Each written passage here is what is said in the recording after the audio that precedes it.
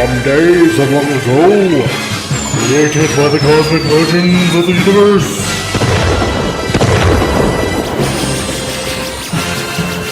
There stands one man,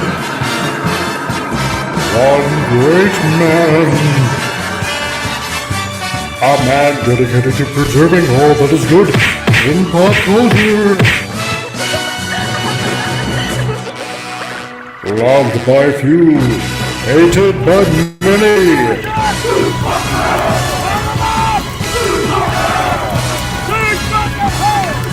Alone in his fortress of awesomeness, he battles fearlessly against the wolves, the evil, the unjust.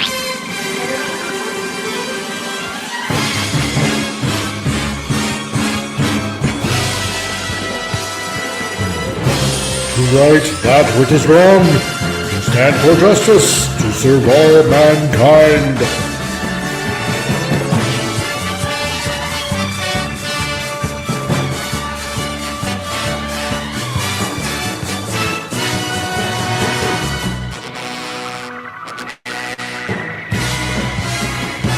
He is the one, the only, the Comic Relief Crusader. Hey guys, it's me again. It's the Comic Relief Crusader, and welcome everyone to a fun and titillating Tuesday. God, it's already been 30 of these already, and I have not yet got sick and tired of having all this fun chatting with everybody that just happens to drop in here. Yeah, so let's see what's been going on in the past week. Well, let's see.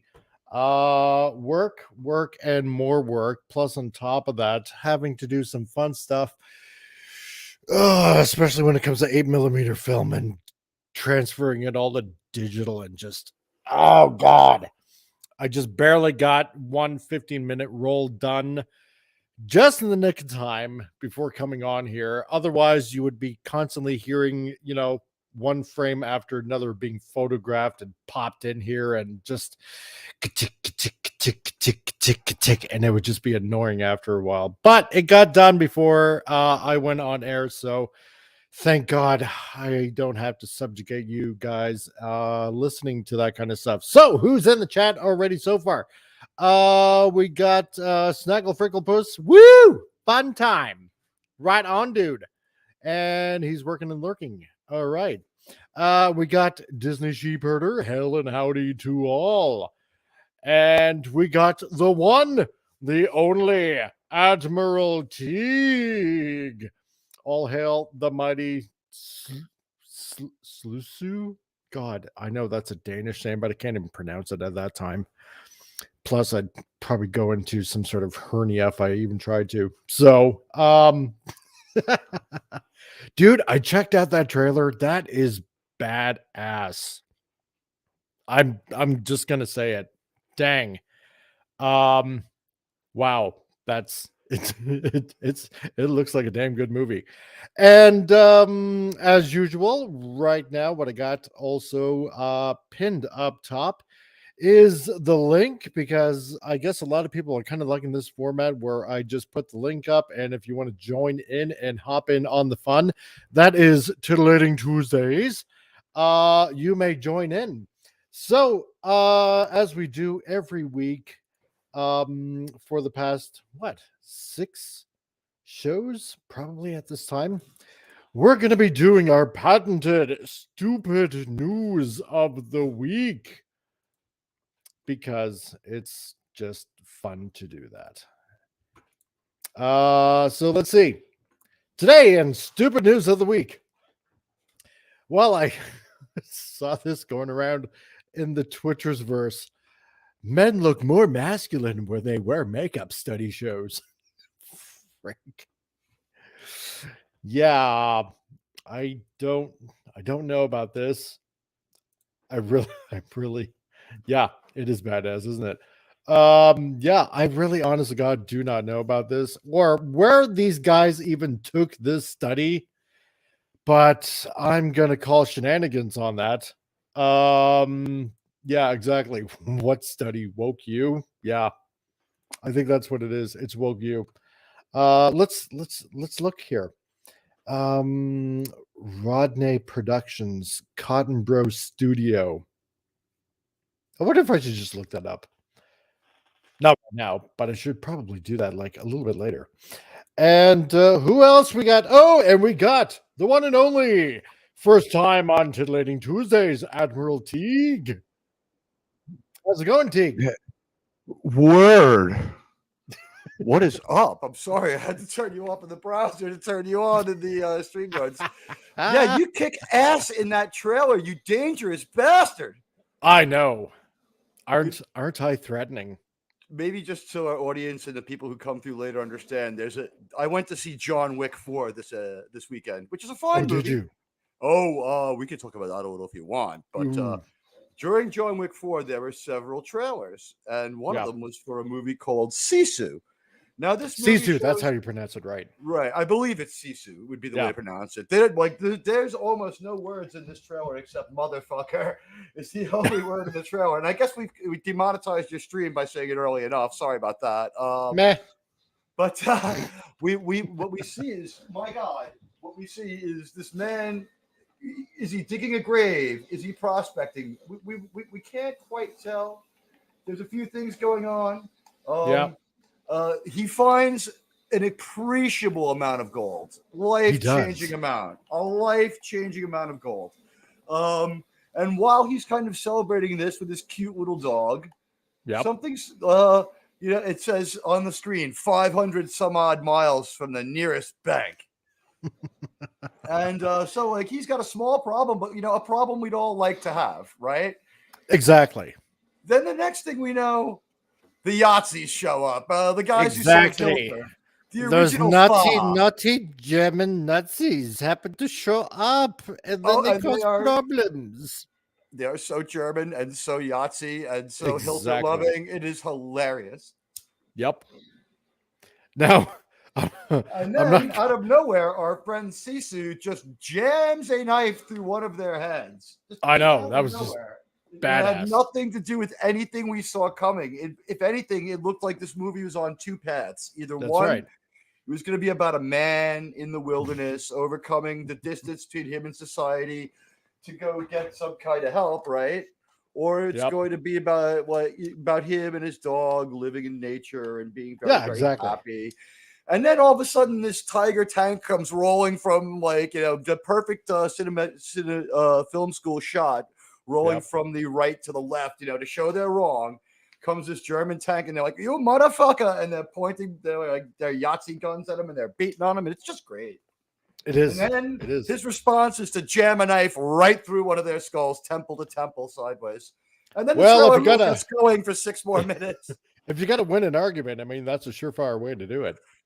You know what? There's no losing on this movie because it's so fun. And then I guess they know how to play the woke game because they're like, the most fun you'll ever have seeing Nazis get killed. And it's like, no, they didn't even say killed. They said destroyed. Right. That's which I found interesting. Yep. How you doing, CRC? Thanks for coming by my stream the other night. Well, yeah, of course, man. I actually got to watch the rest of it. So, because I just been busy.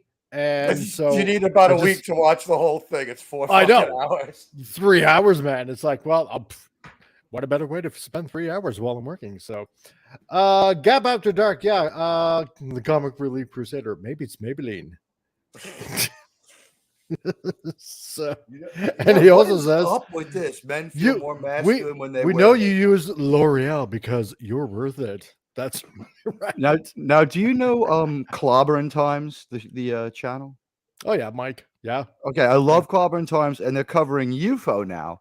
And I had thought that character wore a wig, but they straightened me out. He destroyed his hair, quadruple processing it, so he has like doll hair, and it looks like a wig.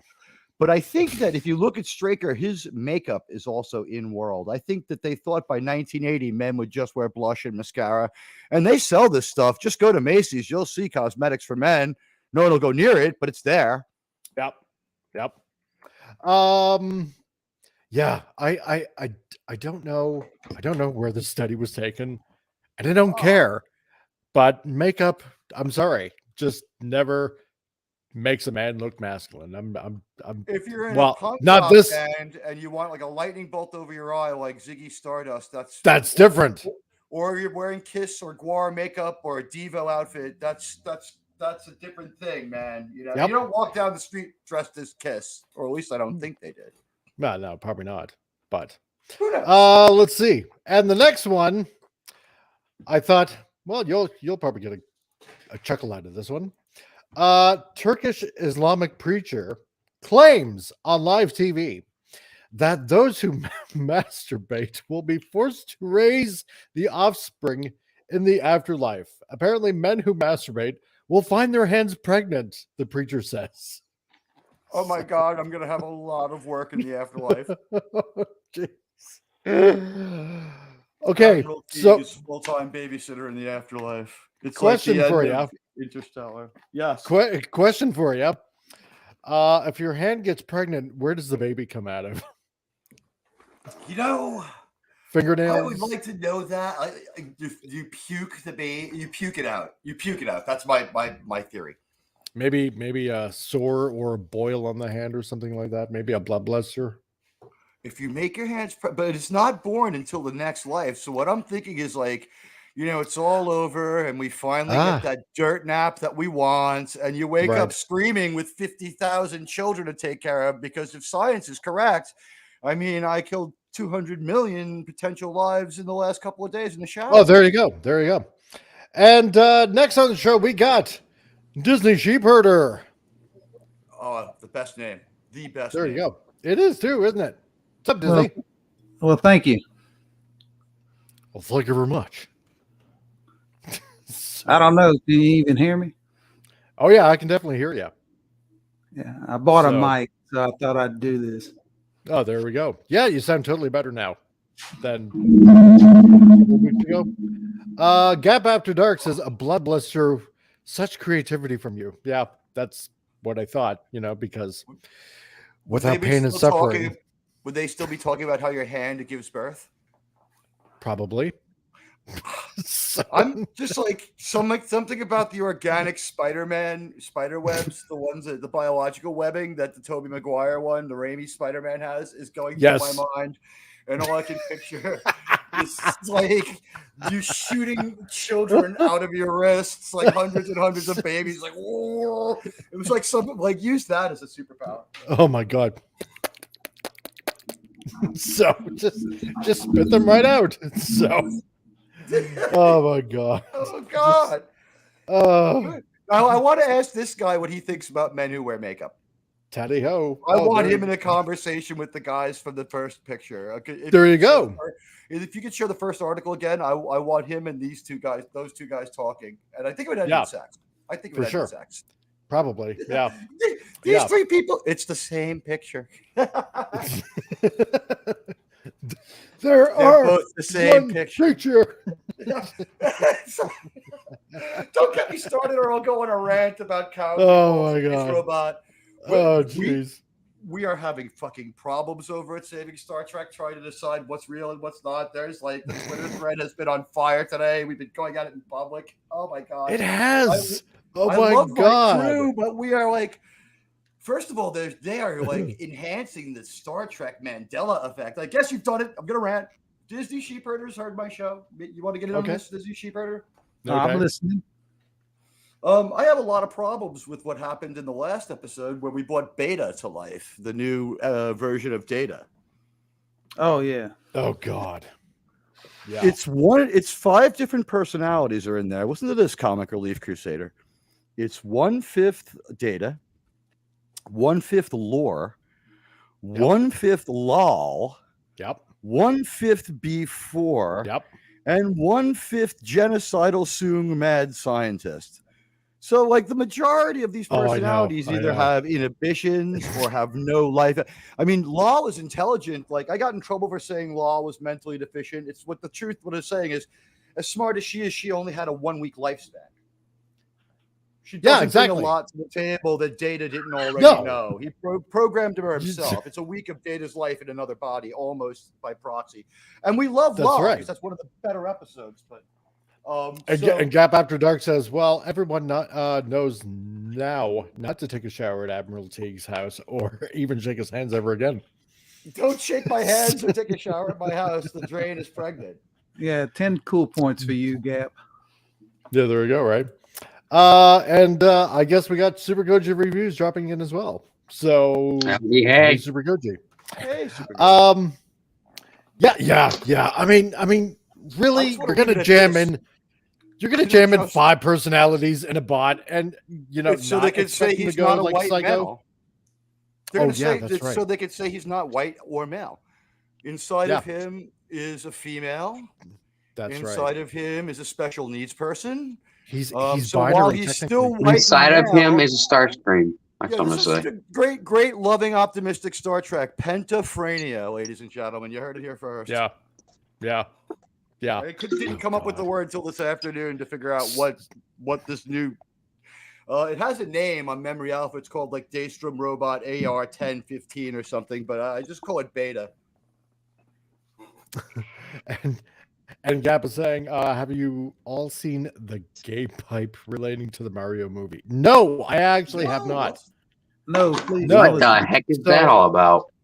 So that Twitter thread is discussing. Oh boy. Okay. No, okay. Obviously, this has to do with the Mario movie. Obviously, I'm guessing, right, Gap? And of course, people LGBTQ and whatnot probably have to make something because it's a pipe into some sort of gay thing again, I'm guessing. So, and hey, Sean Carter, how's it going, dude? Nice to see you. John Carter. And I guess we lost Admiral Teague. So I wonder what happened. And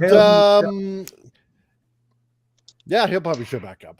So, and to everybody that's in the chat that's dropping in, you know what? I pinned a link at the top of the chat. If anybody wants to end up joining in, they can and have fun on this Titillating Tuesdays as well.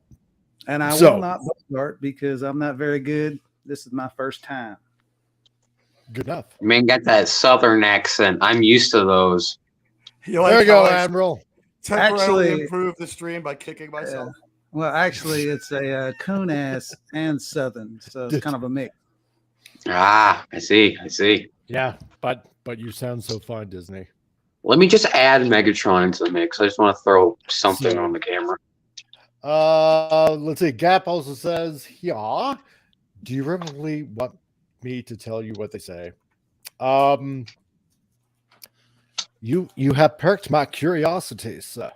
So I am wondering what they're all talking about on the Twitter streams. So, or dare I just? God. yeah, exactly right. Do I dare even go down that rabbit hole? I don't know.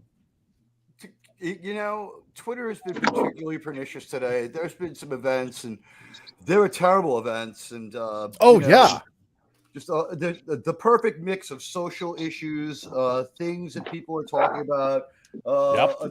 There's a larger discussion on freedom to be had inside of whether or not you can have any kind of whether we're heading towards anarchy. And it's like I just don't feel like we're going to get to the point where we have public transporters beaming around the planet anytime soon. It's just so I think we're all going to be ending up worrying about what flavor pudding we're going to have in the future or something like that, instead of some sort of technological utopia of some sort. It'll be more like the last 3 chapters of Andor, where he's sucking food out of the oxygen tube in jail. Exactly. It'll be like that. So but all they ever push online is hate, lies, and division. So at the end of the day, where are you going to go from there?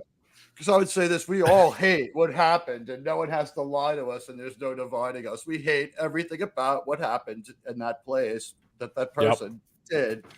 Whatever the hell they wanted to do. And, certainly Chaz Bono is shaking their head saying, why am I? Well, can't more people be a little more like me when they do this choice? I don't know. It's fucking crazy. The whole thing is crazy. I know, right? And they're just generally trying to say, well, it's because of the guns. It's like, no, sorry, it's because a mentally deranged trans person happened to go to a Christian school and shoot them all up. And you know Let's what? see Like, here. this is not the representation you want. So don't be pissed about misgendering this person and other mistakes. Just walk away.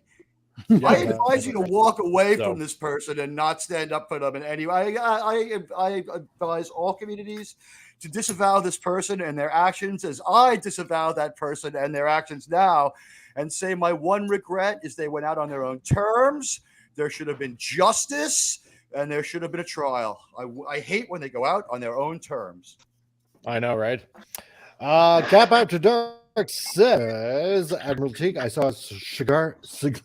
I can't even talk today. A cigar-shaped UFO last night. Should I worry? I think those UFOs are smoking something. Are any of your orifices sore? That's right. The answer to that question gives you your course of action. If you feel a certain pain in your behind, there might be cause to worry. You Something may need to get in touch. If you have Not pain even in head your on to behind, take away. I think you're just constipated. You may want to That's get in right. touch with the Shadow organization. They pretend to be a movie making operation, but like all media, it's a lie. They actually fight UFOs, and they might be able to That's help right. you. There's a guy That's named right. Ed Straker, good guy. He's got an electronic bar. He smokes very, very small cigarettes. You'll like him. He can help you. I have an argument to start. Ooh, please. Okay. Let's go. Or just like a question. Who would win, Galactus or Unicron? Galactus. Fair point. Yeah. Oh, why? Why? Why What is why? My Why the answer big would be whichever one leads to a sequel, of course. Yeah, exactly. Good point. Right. So I'd say probably first time engagement, the underdog's going to win. Galactus is so. going to unexpectedly be a little too arrogant and fuck that up. And we're going to have to come back for Galactus 2. The Recroning. I'm gonna get pinged so many times on Discord. I'm not like no. Sorry. Oh, okay. I'm talking about that Star Trek episode. I was talking about the Doomsday Machine episode. Oh, perhaps perhaps you'd like to talk a little bit about our Lord and Savior, the Doomsday Machine episode, because let me tell you something. I find it to be quite an inspiring episode. Right on. And we got Phantom Outsider that's also here. Yo, Phantom. Hail Good to see you Phantom. tonight. No. Yeah. If you think about it, that episode is A New Hope or Star Wars 77. It is kind of, yeah. So Very close. We got a little bit of a technical edge on this monster machine. The only difference is it's a robot. yeah, exactly. It's the Deckard unit.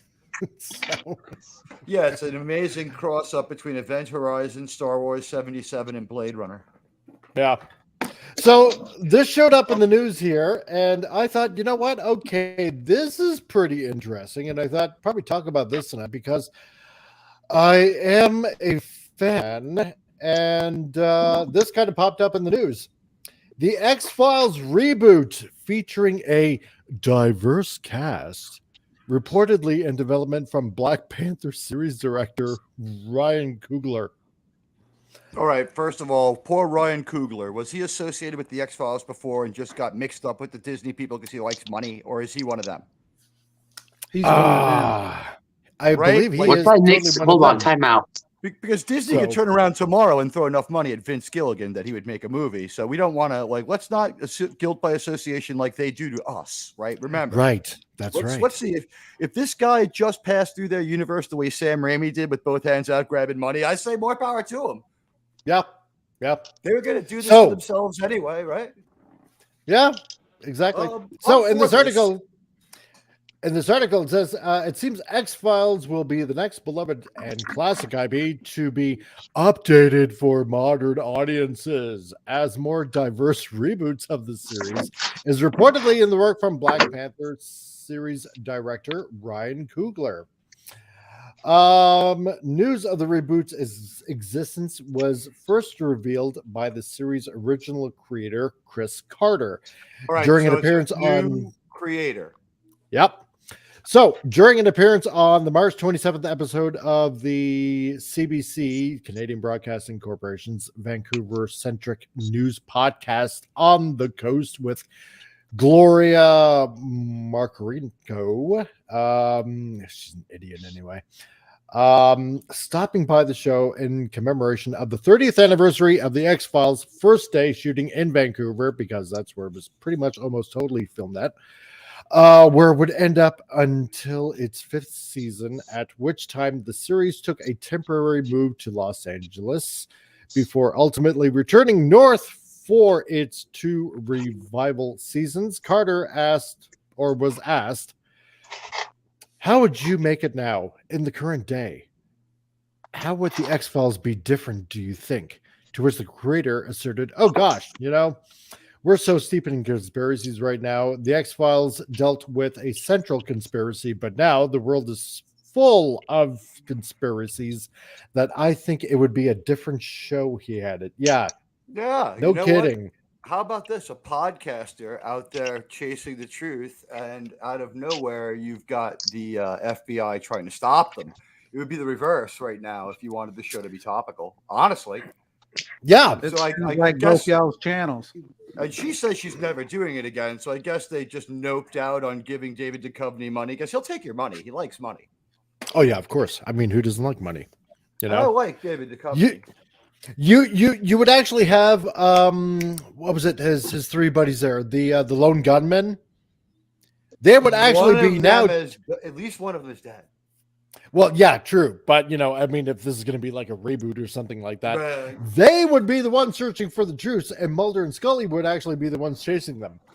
They had that show. It was the wrong time for that perspective. They should have held off on that show till now. A lone gunman show is probably a better idea.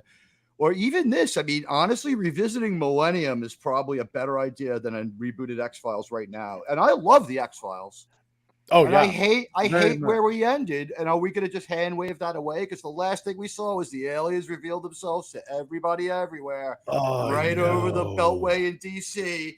And they're looking out the moonroof of their car. And that's it. This has all come to an end. And we needed a movie or something. And now we get this. Mr. Schrader, I only got one question. Will the writing be good? This guy wrote Creed. He wrote Creed. If you think that movie's good, I like Creed. My sweet child of the summer. No, it's not. It's probably not. These are the movies that were written by the guy who directed this. Creed 3. Yeah. Stephen Curry. That's true. Stephen Curry underrated. Okay. Wakanda Forever. Trash. Space Jam: A New Legacy. All right. Mega trash. Judas and the Black Messiah. Okay. Well. Oh wait, I'm sorry. These are executive producer credits. So like going backwards: Creed 3, Wakanda, Black Panther, Creed 1. So Black Panther. I would say that more of the problems are in the direction than the story, which is it's not incompetent. It's not a slap in the face yet. The story, it's a little weird. But, hey, Dr. Mad Studio, how's it going? And greetings from Britain. Hey, all the way from Britain. How's it going? Nice that you could be here today. Sorry, go on, Admiral. Oh no, he's 5'10", and he also produced Fruitvale. Wrote Fruitvale Station, The Sculptor, and Locks, going back to 2009. So he's been in the business for a while. He's produced a lot of stuff, and upcoming is like Bitterroot, Untitled Wakanda Project. I think we could scratch that. Sheba, Anthem, Scenes for Minors, Wrong Answer, and 6 episodes of Ironheart. He's executive producer, ladies and gentlemen. Oh. Hey, I'll tell you one spoiler about John Wick. This movie that was great and so entertaining got by with 16 less executive producers than Picard. Ooh. We should have a kill count of everyone that died in that movie, those movies. In a John Wick movie, we would need like a memorial wall similar to the one for Any War. Yeah, there you go. Phantom Outsider says the truth is out there. In the reboot, we find out some aliens identify as they, them, and are very upset at being called aliens. They consider themselves fellow Milky Wayans. 5 cool points. Unfortunately, yeah, the Lone Gunman reboot is entitled The Lone Item Redacted. It's called the incel. That's right, the incel. It's called the incel. Dr. Matt Studio says, I've only started watching the X-Files over a year ago. Still got a long way to go. Haven't watched the films yet, but I'm loving the series so far. This past weekend, they're not bad. I'm just here listening to all the conversations because I have no input to put in because I hardly know the show because I just started watching it. But it's a good show overall, and I prefer it over Fringe, the other show that's out. Still probably a lot better than Fringe. Isn't Fringe somehow related to J.J. Abrams? I think it might be. He also says, this past weekend I met Charlie Adlard at the Marvel and DC Day Convention in Liverpool. He was one of the artists for the X-Files comics that ran between 95 to 98. Really? That's pretty cool. Huh? Because I do... who put out those comics again? Was it Topps? Or... IDW had the license for a little bit. Yeah, but I'm talking like way back in the 90s. I think it might have been Topps Comics. I can't quite remember. So anyway, so the article goes on to that end with his memory seemingly jogged by Martino's hypothetical questions. Carter then revealed, actually, I just spoke to a young man, Ryan Cooglerage, who is going to remount the X-Files with a diverse cast. So he's got his work cut out for him because we've covered so much territories, he concluded. I'll be right back. I have to do something, but I'll be in the chat. Okay. Do we actually? So we're going to countenance this as a serious thing to say. This is a serious person. We're supposed to take this guy seriously. Okay, let's do this. You ready? Yeah. All right. So X-Files. Let me tell you a story about people called Mulder and Scully. One of them's a woman. They investigate strange crimes committed by all sorts of people and non-people alike. In was it the second movie? We had plenty of diversity. We had a couple were Latino. We had a black agent. And I mean, you want representation in your X-Files movie. I mean, it's been there. You just we kill a lot of people in these movies. That's right.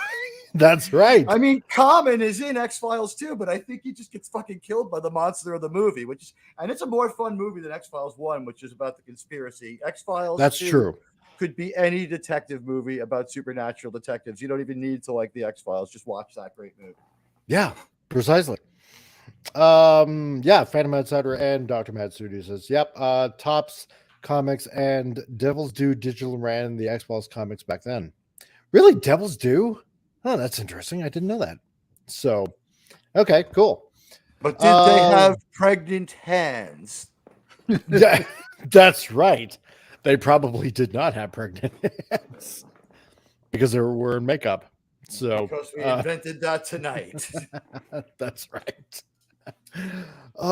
Something makes me want to draw a picture of that. I don't know why. So Phantom Outsider says, I don't know how they're going to explain how the smoking alien is now vaping. How did he switch? How did he switch? Where is he getting the vapes from? Yeah, the truth is out there. Yeah, exactly right. I need another cartridge. Pop it in there. As of writing outside of the reboot's general existence and the Black Panther duology director's involvement therein, no further details regarding the X-Files' potential future have been made public. Further, it's unknown whether why do I am so tongue-tied today? Coogler has any plans depending on whether or not his vision is a full-on reboot or simply a soft one to bring David Duchovny and Gillian Anderson's Scully and Mulder back into the paranormal fold. Yeah, Okay, let's speculate on that for a Wait, so little we're bit. gonna see them a little bit. I guess they'll be Skinner types. That would be interesting. Where Well, else could they you go with it if you're going to have other people? Are there other people? Are we going to fix the grievances caused by the FBI the same way we fixed Starfleet by making it an evil matriarchy of minorities? Yes, I mean, they yes, tried we this do. before. I've seen this before. It's like I feel like Cowboy in Full Metal Jacket. I've seen this before. They're drawing us in. Gab After Dark says, "Are the stars of the X File aging well? Because it might be a call." Geritol They are. X. They are. They are, especially point. Gillian Anderson. She's still quite the looker. Her workout routine has Agreed. made her breasts bigger every year since the X Files started, and I want to congratulate I- any woman who can pull off that. It's like almost unnatural, but it looks great. I love it. I'm I just will not wondering argue if with they're you gonna on that. if they're gonna play it out like the '90s show. She is so smoking hot. She was so smoking hot last Probably time we not. saw her as Scully. That was the Yeah. best looking Scully we ever got, and she was like 50. I was like, yeah, marriage is a thing that should happen. It's worth. It might be okay to stay with the same woman forever if it's Gillian Anderson. Yeah, She's making the case, right? that's right. And adding into the chat, we got Pop. Hello. How's it going, Pop? Going well. Nice. Let's see. Yeah, so we're going over X-Files right now. Phantom Outsider says, spoiler, when murder finally I'm assuming he's meaning Mulder. When Mulder finally finds his sister, she's transitioned and is going to be played by CGI Flip Wilson with the Geraldine wig, but in a suit. Will Mulder be able to accept the truth? So I'll just say, only on this Oh show, my he's God. certainly seen stranger stuff than that. He'd be like, all right. You know? yeah, exactly. You see the guy stretch his way out of jail through the toilet. I mean, it'd just be like, yeah.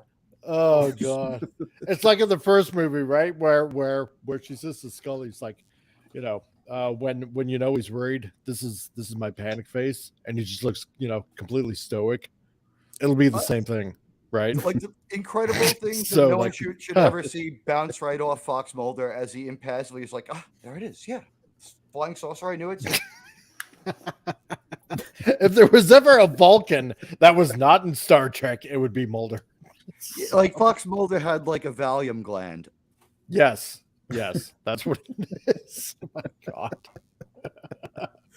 He did. He was just, Fox Mulder was just a little bit removed. Like, remember the one where it ends with like the fertilizer factory exploding and they're being showered with cow shit for like a half an hour, and he's like, just looks at Oh him yeah. like, never thought I'd say this, Scully, but you smell bad. And he just walks away dejectedly as it explodes again because the That proof was of the so conspiracy was inside awesome. of it.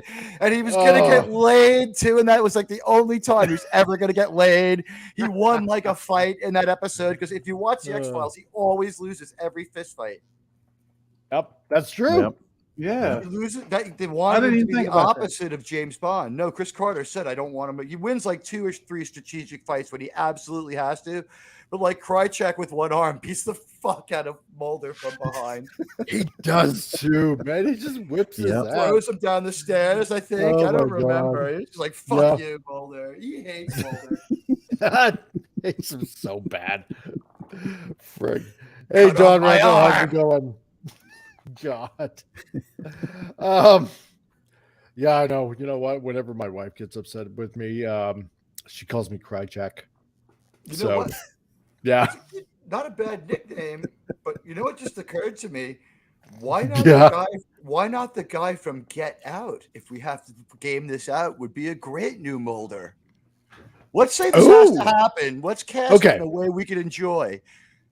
Right. I say the guy from Get Out could be an awesome. I would be able to put him in a suit. I could buy him as an FBI agent. I could buy him as pretty straight laced. You know, Right. I could see him as the analytical type. I think that guy could pull it off. I mean, so let's get a check. Let's see. What was that guy's name again? not actually familiar. Now we're that's a assuming new his one. boss is going to be David Duchovny. He's going to be like, I want to help you, but the department and Commissioner Skinner can only help us so much. Yeah. Yeah. But that's how you're going to see Mulder now. Damn. I'm trying to remember who was in that show now. There was To be Lindsay. fair, the Lindsay regular Klabine. run was a long time over, right? We've gotten 2 or 3 special runs, but they were separated by many years. So what did it run, 90 to 99? I think so. Something like that. Yeah. Yeah. Phantom Outsider says, yeah, Mulder was more of a cold fish than a Decker from Blade Runner. Yeah. Well, we found out he had a porn problem. Exactly. When she His hands kept getting pregnant. Yes, that's right. He had pregnant heads, which is an X-file all its own. Oh, Scully God. in 1947. There's a report of it. You know, there was a Tales from the Dark Side with Don Rickles where his arm was like a fucking a conjoined twin. And Yeah. he pretended it was a ventriloquist's dummy. Yep. Remember that? That was more. That was awesome. And he had to. People thought he had a heroin problem. He didn't. He just had to keep shooting heroin into the conjoined twin to keep it from waking up too much to start killing people because it was actually a dominant personality. It was so good. It was so good. God, I miss his episodes. It was genius. Yeah, it was. Morty loves the women, and he's very psychotic. Don Rickles gave a great performance. I won't lie. That was brilliant. It was. Oh my God. A lot of the times that show misfired, but we got a lot of good stories. They just, if you sent them a sci-fi story, maybe they made a show of it. You found out about it when they aired it. I don't think they ever got back to you. You probably had to sue them to get paid. Probably. Yeah. Let's see. The article goes on. However, as per Anderson, such an updated take on the X-Files is exactly the type of project which would entice her back into her iconic role. Yeah, I definitely wouldn't argue with that. Asked by Variety in early 2022 if she had any interest in returning to the franchise, Anderson admitted, "It just feels like such an old idea." Oh, come on, Jillian. Jeez. It's what made your career in the first place. Exactly. Jillian God. is a bit bipolar. She's not sure if she's American or English. Sometimes she's one. I know. Sometimes she's the other. Sometimes she wants to do more X-Files. Other times she's down on it and thinks it was dumb. And it really has a lot to do with her fortunes in England. Mm-hmm. So if this series she's in gets canceled, then we're going to get an X-Files, and it'll be involving her. And it'll just be that there'll be a few other people around who are like, you know, exactly. Brown, right? Because if you don't have a plan B, you know, what good are you? Plan B is Mulder becomes Jewish. Oi, Kavalt! I don't think she can do Red Shoe Diaries with the other guy. Centers me. Now give me my Tullus, Dana. Oh, jeez. Oh, God. Dr. Mad Studio says, I was listening to some audiobooks a while back. One of them was The X-Files Antibodies, written by Kevin J. Anderson, and was read by Mitch Pileggi himself. Really? That's pretty cool. That would add to the immersion a lot. Yeah, that would. I totally dig him. Like when a Star Trek book was read by Jimmy Doohan. Yes. Oh, yeah. Or George Takei. Yep. I know. I love those type of audiobooks. So, the plants in Star Trek original series from this side of paradise tried to infect Mulder, but nothing changed or happened. Are we to take that to mean that Mulder's kind of always out of it? Or is that we to take it to mean that nothing could change Mulder? He would always just be weirdly focused on like Sudoku patterns that he saw on the I'm thinking it's a little from column A and a little from column B. Yeah. So. The bad news is if you have a weird crime, he's going to be on to you. The good news is he could rabbit hole himself in a bizarre theory for like 2 years and we could never hear from him again. Fox Mulder is an unreliable investigator at best. He's a reverse Unabomber. Yeah, that's right. Last couple of times we saw him, we had to like drag him out of a cabin and shave him down and throw him into his. Remember, he was like, oh yeah, She was being a doctor on the grid, but like he just lived like I guess in a deer hut off her property or something. Yep, It was weird. something like that. But yeah, so I don't know. Should they do just a hard reboot or just a soft one? There's the interesting question.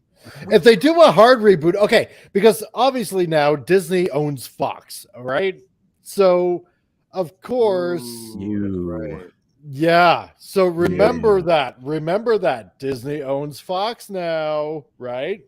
Disney So- owns everything. I had a thought well, when yeah. you said that. What about what if it's this? What if we had a 10 show or 5 show X-Files miniseries, much as we've been getting, ready to Right. go? And Disney bought this and they're like, we have to bloat it out to 10, hire some people. And there's going to be some episodes that are just almost disconnected from the other one where Mulder and Scully will be older and look a little bit different, where they're like, yes, go out there and do this thing that you have to do. Right? I'd be okay with that. Yeah. Well, half of it would be good. Well, yeah, that's true. So, Phantom Outsider's on a roll. The Walking Dead went after Mulder. Then they got up to him and they went, meh, and continued on. Yep, nothing here. Move along. Oh my Arr, God. arg. It's like, oh, must be one of us. Yeah, that was classic. Yeah. Oh God, that's hilarious. So, yeah, so Disney owns Fox. If they do a hard reboot, it's I don't know. I'm just fearing that. Basically, I'm thinking they're just going to reverse the roles here, right? Where it's going to be, obviously a guy and a gal, Yeah. and except they're probably going to make, like the woman the skeptic and the man just being rational. And I don't know. There's so would many still work. ways That would still that work. it could still work, but then I'm thinking they're going to make one of them gay or bi or transsexual or whatever. No, or- it's the thing to do We nowadays. should not know isn't it? anything Yeah. about their personal lives till season 3, like we did in the real X Files. Oh no, it'll They be just brought married up to in their every jobs. episode. I don't want Mhm. that. In the X Files, the agents are married to their jobs and don't care about anything else but the X Files. They're fucked up. Exactly. That's And right. they're also about to get fired from the FBI. Yep. On They're several not occasions. exactly on the best terms. The FBI to get thrown in that basement with those weird files that no one can close and no one cares about. And anytime they almost close one, they get it stomped on. They're Yeah. not allowed yeah. to close the X Files. That's one of the contradictions in the show that they sort of bothered me after a while. It did. Yeah, because they were supposed to be like all the time, always open. I mean, there was a reason why they called him Spooky Mulder, right? There's a reason why they threw him in the basement. But Nobody wanted to deal with him. Yeah.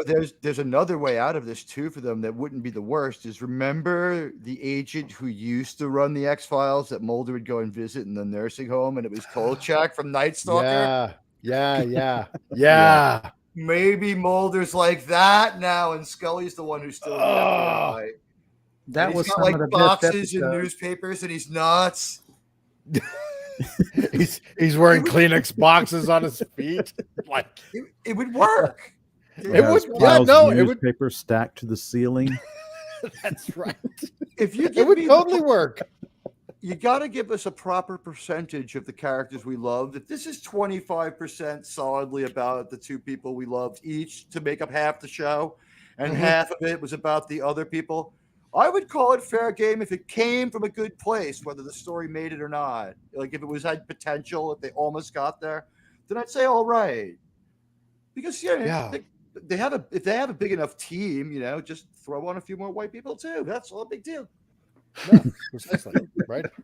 It's not. It's not an automatic fail. She'll be Asian, he'll be black, and because you can't.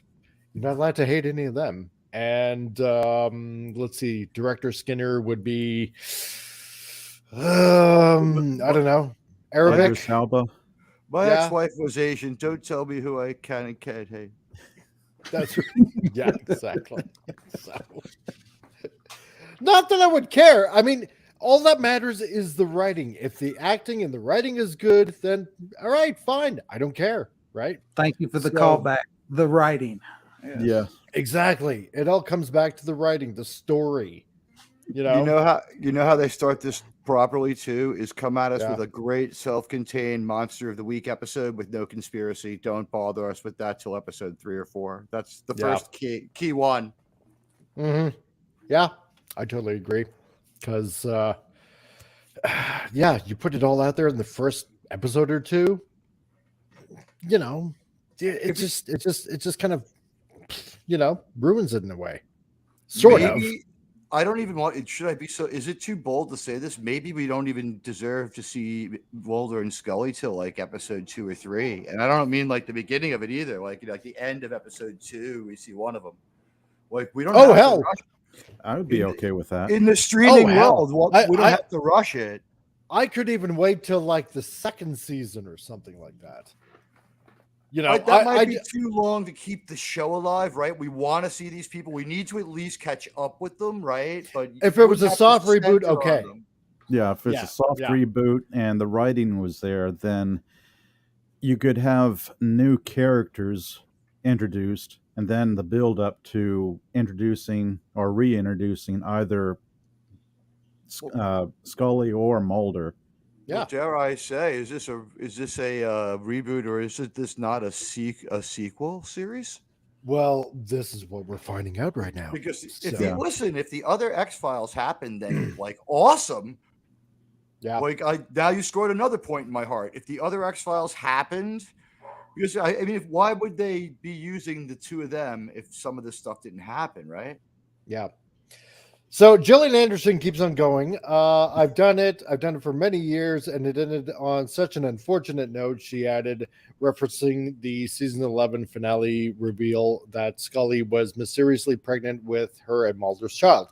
In order to even begin to have that conversation about another season, there would need to be a whole new set of writers, and the baton would need to be handed on for it to feel like it was new and progressive. She ultimately declared. So yeah, it's very much in the past. Oh my God! Fire everyone, and I'll come back.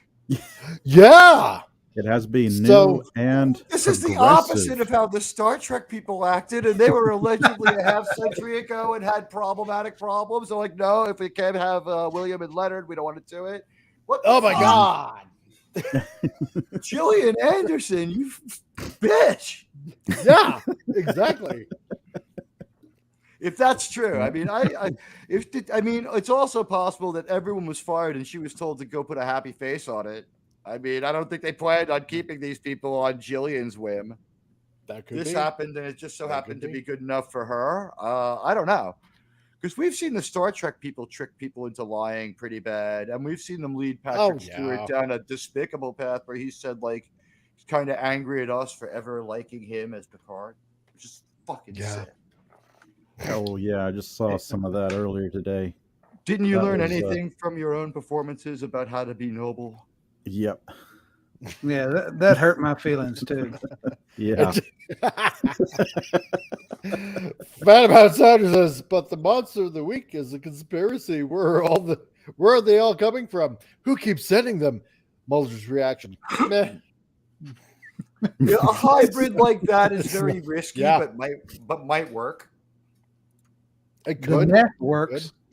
Dr. Matt Studio. Anyway, I gotta head off since it's late over here. Cheerio, folks. Stay safe and take care. Dr. Matt Studio, awesome to see you here for the first time, I do believe. So come on back next Tuesday, and glad to have you here. And yeah, I'm guessing it's probably sometime after midnight or something like that, or close to it. So yeah, you stay safe as well, and take care. And I hope to see you again. Yeah, it's like So- 3 a.m. over there. So, yeah. Wow. Oy vey. As I look at her picture, I'd like to take back calling Miss Anderson a bitch. She's pretty hot. I meant Pamela Anderson. Oh, right. Okay. Recant on your statement now. Okay, so maybe she can do a Red Shoe Diary episode. Okay. Yes, she totally could. She was really pretty. Mm-hmm. I won't lie. And that Yeah, was she such a was. great combination. I mean, if we're flush, but you know what? They even afford to bring back their writers? Aren't the best writers from the X Files doing better? Didn't they do Breaking Bad and Better Call Saul? Correct. Yep, they did. Yeah. You can't afford them. No, you can't. No, there's no way you can. Because they were good. Unless, how desperate is Disney becoming?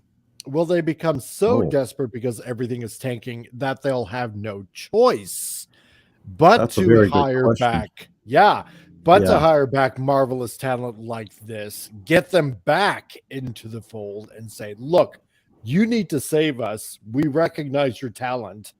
You know, write the living daylights out of yourselves and, give us something awesome. Because at this point, everything with Disney is tanking. Their Marvel's properties are going down the tubes. They have trouble with the new indie movie where they're making that one for the third time. That's the charm. The third ending's the charm. Let's do more reshoots and more reshoots. 50% over budget. She's not what does getting that it. mean at this point? Yeah. She's not getting any more reshoots. That's enough for her. Yeah. And Feige Admiral told us Pig, didn't we talk about this on your channel? I mean, a few days ago. I mean, Disney's already lost 120 billion last year, and another 4.8 million subscribers. Guys, I mean, the word's out.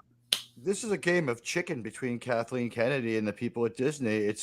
She doesn't have a serviceable movie ready to go, and it's like, fuck you. Here's the thing. It's garbage.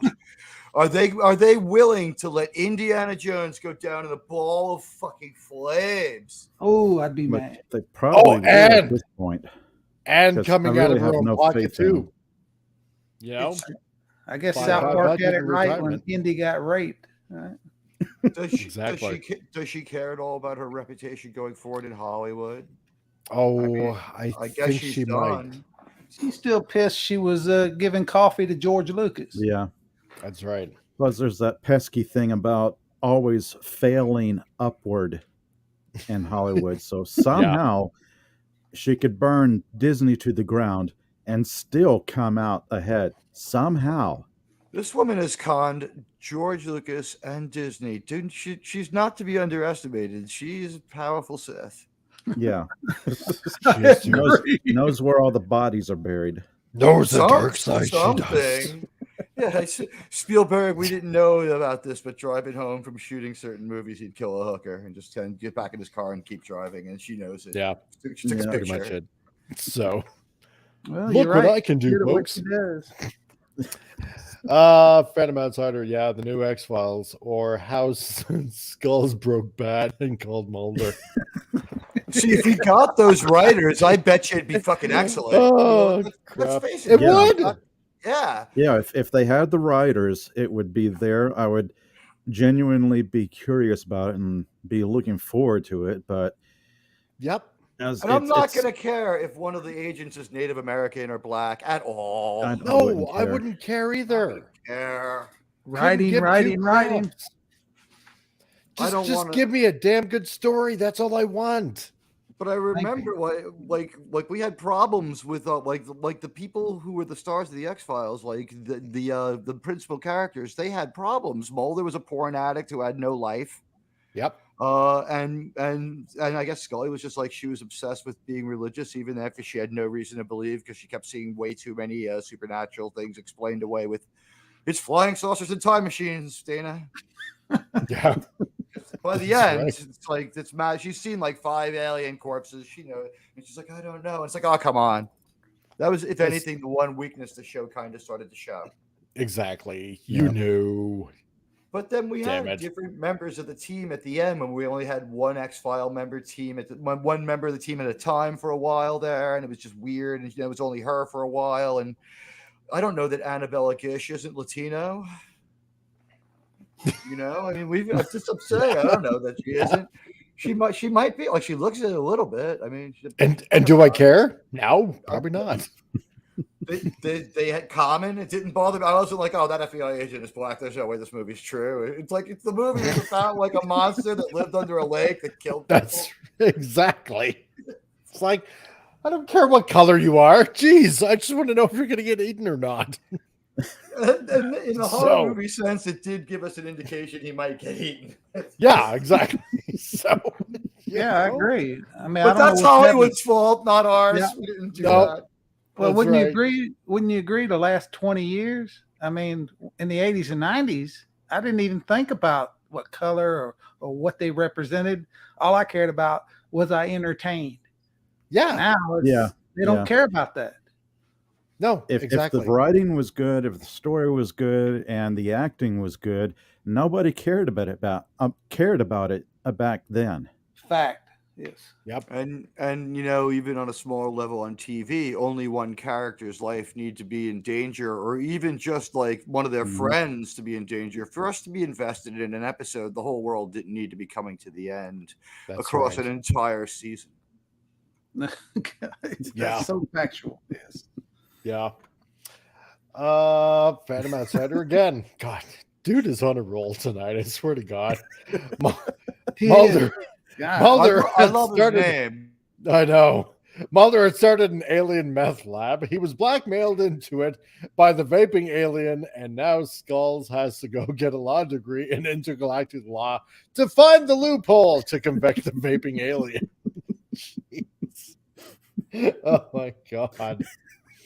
Because we all That know it's that sounds familiar. cigarette smoking man is actually an alien in disguise. So The Vaping Alien is like the second great punk band name I've heard just thrown out there unironically tonight. Anybody Yeah. listening? Sounds like a winner. oh Yeah. jeez. You get me But- tonight thanks to jury duty. It's our justice system that has me able to be a guest on this show. It is. It is.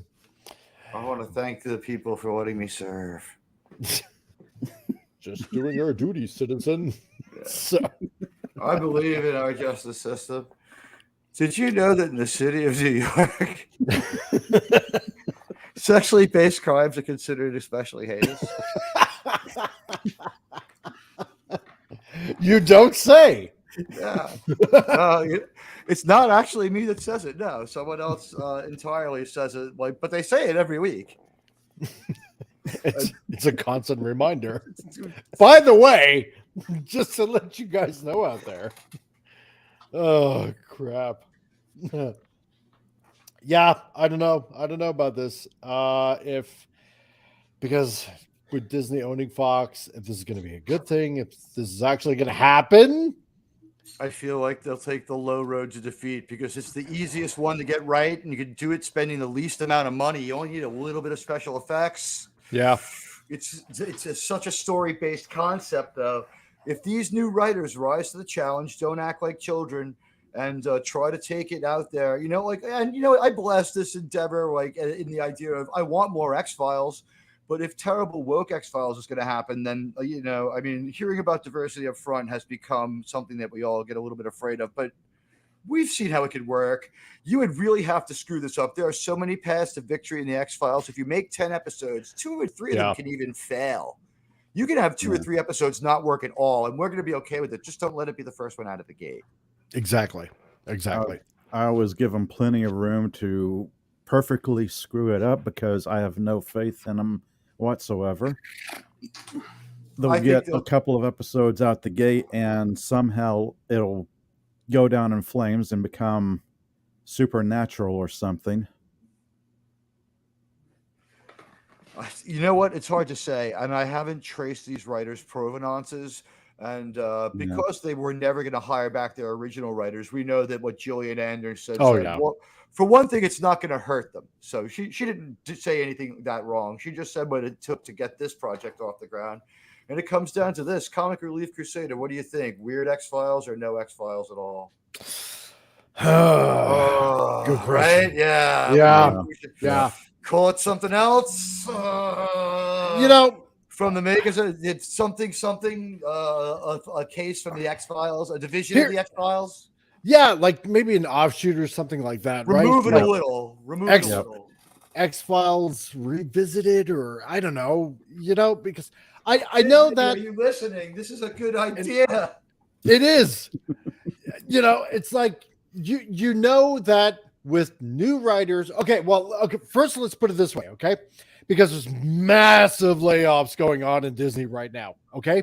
Oh, this Everybody true. is, Yeah. yes, remember this right now. Okay. Because everybody is crapping their pants. Okay. Because Alonzo has been gone, right?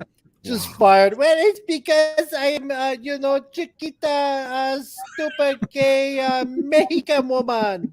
I'm drinking a lot, but I don't need to drink to be laughing here. Yeah, exactly. That's No, I was probably go- transgender, if I say so. So and now Kathleen Kennedy's crapping her pants. Oh, I thought you were imitating Alec Baldwin's wife. Yeah, potato. As a Latino, I want to consecrate that joke as absolutely fine. Okay, good enough. I saw myself in it. I'm glad you did. So, but because now that signal is out that Alonzo is fired, and now Kathy is just crapping her pants because now she wanted an extension to do more research or reshoots, and Feige's like, no, that's it. And what you did to what's her face about the acolyte? Oh, well, no, you're going to be paying her because that's not coming out of Disney's money, right? Wow. For letting her go. And on top of that, if this bombs, well, forget about your retirement. So, and it better make over 900 million. Apparently, this is the rumor that's been going out right now, thanks to Cameron Pasha, from what I heard earlier today. That if this indie movie does not make over 900 million, kiss her retirement goodbye. Ooh. Yeah. That is So, particularly harsh. Seriously. Right. And apparently she is panicking. Or sorry, it was Iger, not Feige. Sorry, it was Iger. Yes, thank you, Phantom Outsider. Yeah. So yeah, that's what Iger said. So Wow. She'll win that PR fight because she fights so dirty, and she'll play every card she has. She'll win that PR fight. But I think that they're saying they're serious about pretty much everything else. But apparently, if it doesn't, then it's going to be because of neglect of doing her job that this is going downhill. And apparently she will be smeared so bad if this bombs, and that's why she is shitting bricks right now. So, well, I hope it goes to court, because I think they're bound to do it in arbitration, so we wouldn't know, right? Which sucks. Okay, Disney Sheepherder got a good one. The Karen Files. Sorry. Y'all are on a roll. I didn't want to love it. The cocaine bear would be a great X-File. It would. So okay. So with everything that's going on in Disney and everybody panicking right now and everybody getting laid off and fired and blah, blah, blah. Okay. So maybe this will be the window for good writers to come in, right? Because I mean, how much did Disney lose last year? It was like quite a lot of money. 120 billion. That's right. 120 billion. Okay. You're going to have to seriously recoup losses, and as fast as possible, because if their shareholders are so pissed off right now from not making money, well, okay. So maybe depending if it's a soft reboot or if it's a hard reboot, I think they're going to want to hire the best writers that they can. It's going to be back to basics, hopefully. And whether it's, like I said, whether it's a hard reboot or a soft reboot, they can't afford to screw this up. They have to get this right. It needs to be as close to perfect as possible. Simple. So, you know what, Comic Relief Crusader? May I ask you this question? Is it so bad? Is it so bad that what they need to do is let what's in the sausage machine run through and turn the thing off so long that they starve out this core of terrible people and get rid of them somehow, and then try to see if they can flip the switch back on with people who are just, I don't even know, just instead of stunt casting it, let's see if we can have some merit-based people. Let's have equality at the workplace for sure, Yeah, but, hire geeks again. Hire real geeks. Yeah. We'll hire some real geeks, I think that certainly you're going to need to do a lot of hiring. So you know what? We'll check it out later after the movies make money or don't, whether things need to be shook up. Hmm. You know, You like mean, I don't you know. mean, you mean kind of like letting it all burn to the ground and then pick up what's left from the ashes and start over? If you've got these woke writers in there, Yeah. Right. from Yeah. everything we've heard, if you leave one behind, they'll start to metastasize backwards on you. Exactly. Yeah, this is true. It'll be back Yes. to the festering wound all over again. Like Yep. this might be the equivalent of you have to throw away your fish tank and get a new one before you can ever have fish that are viable because there's just something wrong with that tank. Yep. Yeah. That's what I'm thinking. And you know what? you You're have to not get going to rid of it lose all. You're not going to lose a lot of money on movies if you stop production for a while because it's not working. Yeah. Their Star Wars movie can be a year later if it's a year better. I mean, come on, guys. You Yep. can think, right? You have a chance here. You can think. And think outside of Palpatine and Rey. Oh, please. Yeah. I mean, back in the 70s and 80s, we didn't have movies coming out every year. Sometimes we had to wait 2 or 3 years for a sequel to come out, or even 5. Exactly. Fact. Yep. Gator Yep. with Burt Reynolds took 3 years to follow that amazing original. Mm-hmm. Phantom Outsider says, no, this is the window for the cowards in DC to change the copyright laws back to 56 years and free the IPs and butt the boot to these corporate hacks. Yeah, I totally agree. Yep. Let's start The- working the on our woke Batman are novel a- now. De-evolutionary movement. Yep. Let's start working on our Batman novel now, Comic Relief Crusader. If that's the law, wow! Like we would think of all the things you'd own. Even Spider-Man is about 65 years old. 62 Yeah, years that's old. true. Yeah. What is it? 1962. I do believe so. 62, 63, somewhere's around there. So it's a good round 61 years ago, right? It's coming up. Yeah. You know? We would own him too. First one, Captain America. That's been around for, since World War II. Yeah. That went to copyright heaven when it got re-bought, though. You have to go from True. there. No, True. Yeah. And by the way, I want to say something about these Roald Dahl and other books that are having things changed. I've read the changes, and they're so nonsensical that I think that this is canon protection and copyright protection. I think they're faking it with caring about any of this bullshit. And I think they're doing it to get people to try to get rid of their. It's like, think about how long a book sits in the library. Like sometimes in the library at school, you'll see people who at the school like 7, 8 years before your name in the library card physically when I was in school. A book sits around a long time. So they want to sell like a whole bunch of new Chocolate Factory books. So they say the old ones are bad. So now retroactively, you've got to get rid of them, right? Because you yourself say that they're bad and you're the publisher. And no one stops and thinks, oh, they had 2 years of copyright protection left. Now they're printing books like crazy instead of not having them. And now they have it for another 56 years. Mhm. Yep. That's true. Yeah, I mean, I think there's some of that going on. Does everybody know that, come January 1st, 2024, Steamboat Willie goes public domain? That's And right. Disney's Yeah. already Yeah. Hey, Could be Penny. something. Hey, y'all. I saw John Wick 4 today. Cool. Ooh. Nice. It's awesome. I'm going to have to see it. I'm going to have to see Same 2 here. and 3 first. So I Can we have do a not panel? seen 2 and 3. Wow. We Who's seen probably. 4? I haven't seen 4 yet. I haven't even seen 2 or 3. No offense, but really? Yeah, really. I'm sorry. So Well, we I- talk about wanting to see good movies. Well, I downloaded all of them today. So If Yeah. you're talking John Wick, you can go 1 to 4 with very little problem. You only need to know one thing, and it's not a big deal. Somewhere along the line, he picked up some tech of Kevlar suits. And they say it in the middle of the movie to remind you, like we've heard okay. it before. So I'm assuming we pick it up in like John Wick 2, which I didn't see either. Yep. Yeah. Phantom Outsider, 56 years, everything from 1968 down would be public domain, January 1st, 2024. Yes. I'm liking that. That's good. y'all seen what they've done to Winnie the Pooh, right? Oh, yes. Oh no. Yeah, it went to public domain last year. And Yeah. now they're making a horror movie. Mhm. Winnie the Pooh. Man. Love that. And it's banned in China too. I'll tell you this though.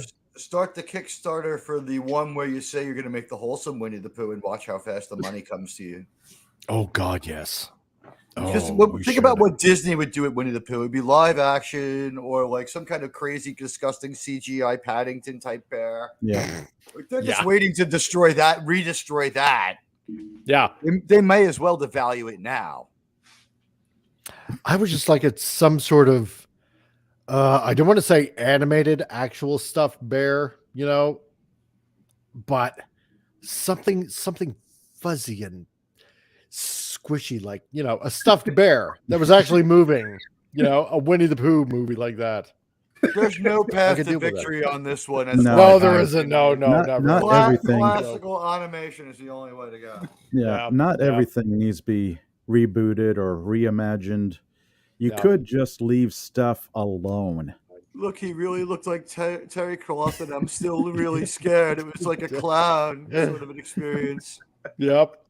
Imagine a new cartoon with the team of Mighty Mouse, Popeye, Underdog, and the Mighty Heroes. Wow. Yeah, Winnie the Pooh, Blood and Honey. Yeah, that's right. The Impossibles, Herculoid, Mighty Magitor, Space Ghost, and Galaxy Trio. I was just thinking of Space Ghost. Yeah, Space Ghost, man, that was classic. Jeez. Phantom, So 100 cool points for you, sir. Yeah. Yeah, I don't know. They're just gonna have to clean house and fire the you know, get some good writers, get some actual really good writers, spend that money on the writers and people that can actually act. I have some bad news for you on that front. I know. As far as the X-Files goes, as far as I can tell, because this guy writes about as much as he directs and produces, I believe he's a one-man showrunner, and I don't know if he... Now, listen, if this guy writes 10 episodes on his own, maybe he's really dedicated, and that means he's great. I just don't know. It's hard to say, but it looks like what we're getting here is that this Ryan Coogler guy is probably going to write it, too. It seems like that. Yeah. So I don't know if we're going to get a bunch of new people. It's going to be one guy. Yeah. Probably. See, because as soon as you start saying diverse cast, it's like, God, that just instantly sends up bells and whistles. And I hate it's like that. a smack across the face. You know? That's the first thing I saw earlier today when I saw the headline. I didn't read the story, but I saw the headline and then the first line underneath and saw the words diverse cast. I thought, oh no, and just walked away. Because that could mean anything. It could. Oh, it literally could. Listen, they're purposely trying to trigger. If Admiral Teague ever writes a script and tries to submit it to Hollywood, I'm using my grandfather's Cubano name. Fuck that. I'm going to play that. I don't need to have these. There are some strange things going on in Hollywood. Like, I could not walk in there looking like Martin Sheen, but if I mailed it to them and I signed it, you know, Ramon Estevez, they might be like, this Estevez guy might have something. Yeah. They would. I'm telling you, it's the truth. They would. No, I believe you. I totally believe you. Like, Admiral Teague is nowhere but Ramon Estevez. Can't go wrong with an Estevez name. Yeah. No. Estevez.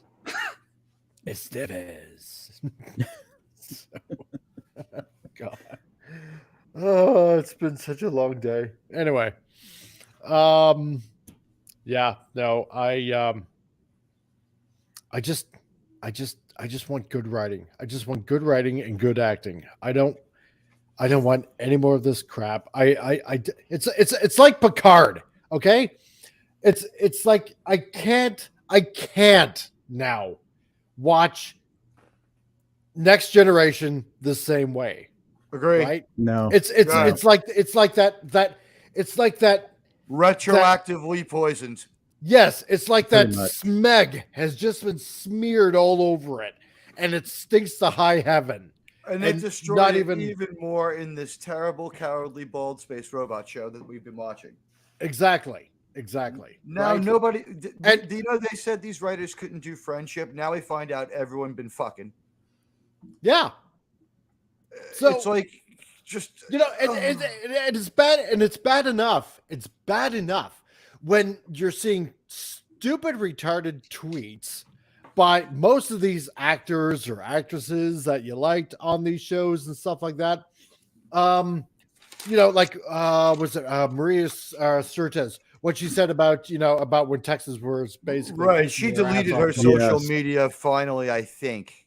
I saved that tweet. That was really the wrong. Yeah. You know what? I learned a lot about people that day.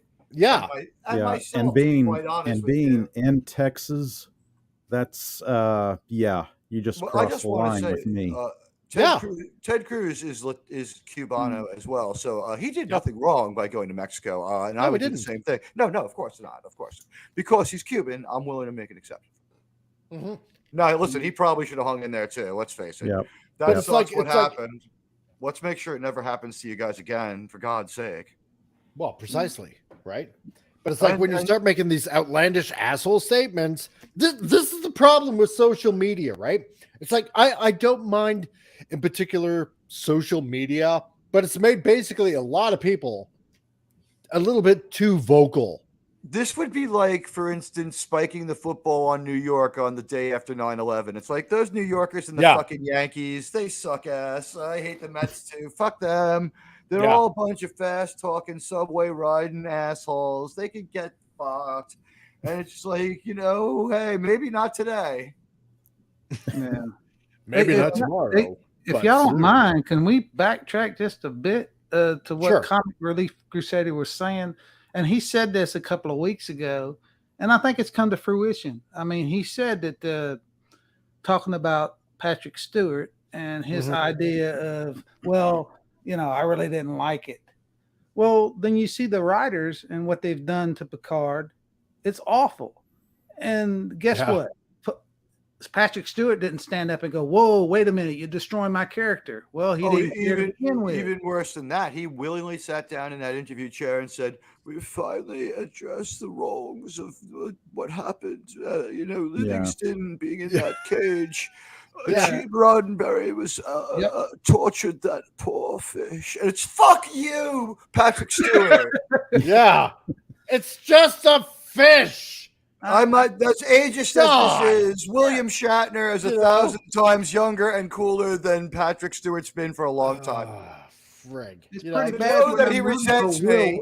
Just because he wanted to be an action hero like Kirk. No, you're not a Kirk. No. I'm going to rant it again, Comic Relief Crusader. I'm very, very sorry. You know what? Fuck you. You're not Captain Kirk. Yeah, you know what? And the fact that you resent me, that I came to like you, and that I took you for a noble and cool guy. The fact that you resent me for that and think it was a poorly crafted story that didn't show off your talent, fuck you.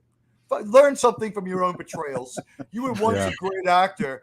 We still have what you did, and in 20 years, no one's going to remember the show Picard, but they're going to remember the Jean-Luc Picard of the next generation. They will. Yeah, he'll be remembered. I still love that show. I can't watch it sometimes now, though, like Comic Relief Crusader was saying. Like, Mike, when Picard shows restraint, like when he lets the Romulans shoot at him a couple of times, aren't you like, of course you're taking it, you fucking loser. That's pretty much it. Yeah. Yeah. It's like it's everything is tainted now. I can't. It's because now I know. It's like, oh, you're that type of person? Guess what? I really can't stand your character now. Like before, not a problem. Didn't have a problem, except for Wesley, because nobody likes Wesley. But, but now everything else is just got this smell of taint on it. It's this smeg that's just permeating into your nostrils. Yeah. It's like, God, I can't watch this now because you're such a dick. I actually prefer pacifism now, Captain. Exactly. Shut up, Worf. Wasn't he just killing people left and right at an episode or two earlier where he just decapitated? You know what? I want to address this to the people. Mr. Worf has murder, death, killed a Ferengi for no reason. Now, he says later on, while he's lying to himself, that he did this to protect Raffi. who was on drugs on the floor, and we saw most of it through her Oh, vision, so they my didn't have God. to do it right.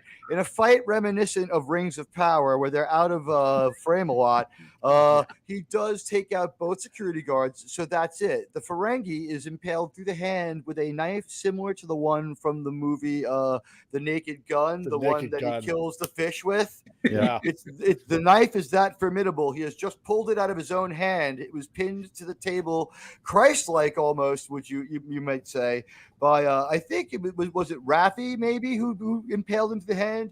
This Ferengi's impaled through the hand. He's stuck through the table. He pulls the cheese knife out of his hand after his security is dead. So there's no threat to Raffi, and that's when Worf chops his head off. But this week, last week, he says, "You had to be saved from Sneed," and they're like, "Yes, you had to save me." And it's like, no, you dishonorably killed that guy. It was not an honorable. Major Grin did a video on it. It was not an honorable. Yeah, kill. yeah. I saw No, that it one. wasn't. It was cowardly from behind. So this new improved Star Trek comprises of the characters saying what they did wrong, excusing themselves, forgiving themselves, and just moving on. Yeah. Nice fucking morals. Yeah. Oh, and of course Geordi, basically playing favorites with his daughters, right? You know what I found out? Like seriously, you're gonna put down one kid in front of the other kid? Pretty much. I would harsh. never do that as a parent. Harsh parenting. He gets to stick around for his children because he's a minority, but he can't be a good father because he's still a man. That's right. Yeah, you see how it works? Yes. Still me. Yeah, he's a light-eyed guy, so he gets special preferential treatment for that, just like Vanessa Williams did when she was Miss America, right? Remember that criticism? Yeah. So yeah, you know what? Like, let's play by their rules. You know what? The one he favors is his real-life daughter, and the other one's an actress. Mm-hmm.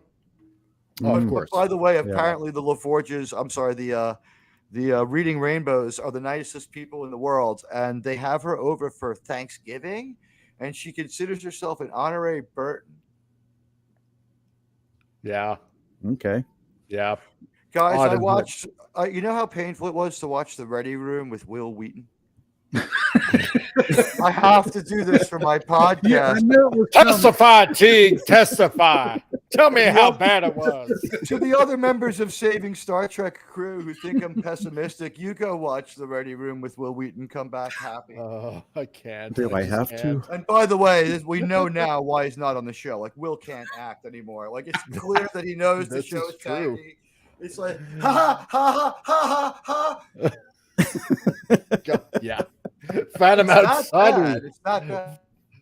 Phantom outside says, isn't it odd that after he was such a winner in Star Trek Generations about there would be no more Picards? To be very going, I kept your kid hidden because you probably be a bad dad or something. Yeah. Yeah. Like you really have us believe that a couple of 60-year-olds get together and have a kid. Well, they explain that away. They're on the Nemesis planet, which was making them. It's like, we're on Viagra. Oh, right. Right. Yeah. Do you remember when we were on Viagra 5? It was like the time when you were on Propecia 3 and you had the lunch head of hair. Yes, exactly. But not like when I was on Rogaine 2, where back on top. But I had a stiffy for 5 solid minutes. CRC, you've been watching the show, obviously. Oh, yeah. I'm going to ask you something here. Did you notice that Jack was in perpetual danger and at boarding school alone by himself at the same time? Oh, yeah, constantly. It was far too unsafe for him to meet Picard, though, because his father and him had a bad relationship. Yeah. So that was all the reason. And by the way, the mind boggles. When she tells him that's all the reason she needed, he's angry, but he acquiesces that that's in fact true. Yes. Yeah, sure. God. Really? Okay. Well, what do you do? I don't just, oh God, this is such a mess. Just it's roll such a with mess. it. Yeah, you can't. Yeah. What But like I was, said, what the like- fuck happened at Terry Oh. Metalis' mansion in the theater in the bottom with Nerdrotic and the Critical Drinker? We know what happened with the Critical Drinker. He dashed away to the bathroom to get away from Metalis, and he drank all the toilet duck. No one noticed his teeth were blue when he came back. He was out cold, and he thinks it was good because he saw some of the good parts like on the nod. But what's up with Nerdrotic? I mean, how can I you haven't say this seen is good? any of it. Oh God, from day one, it's like, yeah, this is like a Picard, and I liked it. It's like, and Robert Meyer like Burnett, you keep entering into debate with me on YouTube, on Twitter. I've been calling you Mr. Burnett. I've been saying things like respectfully to the denigration of my friends, but I'm trying to give you your proper respect. I want you to explain to me what makes this good. And you asked me a pretty complex question, and I had to tweet you back about what's good Star Trek and what's bad. And I outlined the parameters, and I have not heard back from you about what makes this show good. So my tag at Pirate Admiral Teague, Robert Meyer Burnett. The gauntlet's been thrown down by you a couple of days ago. I said respectfully, I called you Mr. Burnett. You know what, Mr. Burnett? Defend your take. We're 60% through this story. I don't see how it's good. And I'll stop ranting. I'm sorry. I don't see how either. I mean, Genesis. Sorry, go ahead, Pop. Oh, I was about to say it's good if you say it's better than the first two seasons, but it still has a lot of things I can't stand. I can't stand the use of body horror or stuff like that where you have people being dismembered. I mean, that makes no sense. You have to dismember yourself to communicate with your overlords. Yeah. And then there's a random F-bomb or whatever. That's you beat me that's to it. not Star Trek. Damn it. You 100% right.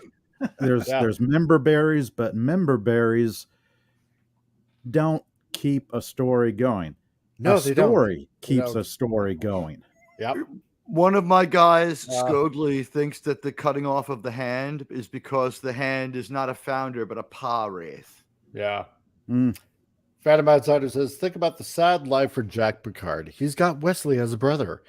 If anything, he'll be speaking out. Half brother. Half brother, yeah. If anything, he should be speaking out death, challenging Klingons. My brother is Wesley. Crap will end your suffering. I would never even go that far. I'd be like, you want to see my super cousin? I would not promote that guy to brother. He's like, pre-Q.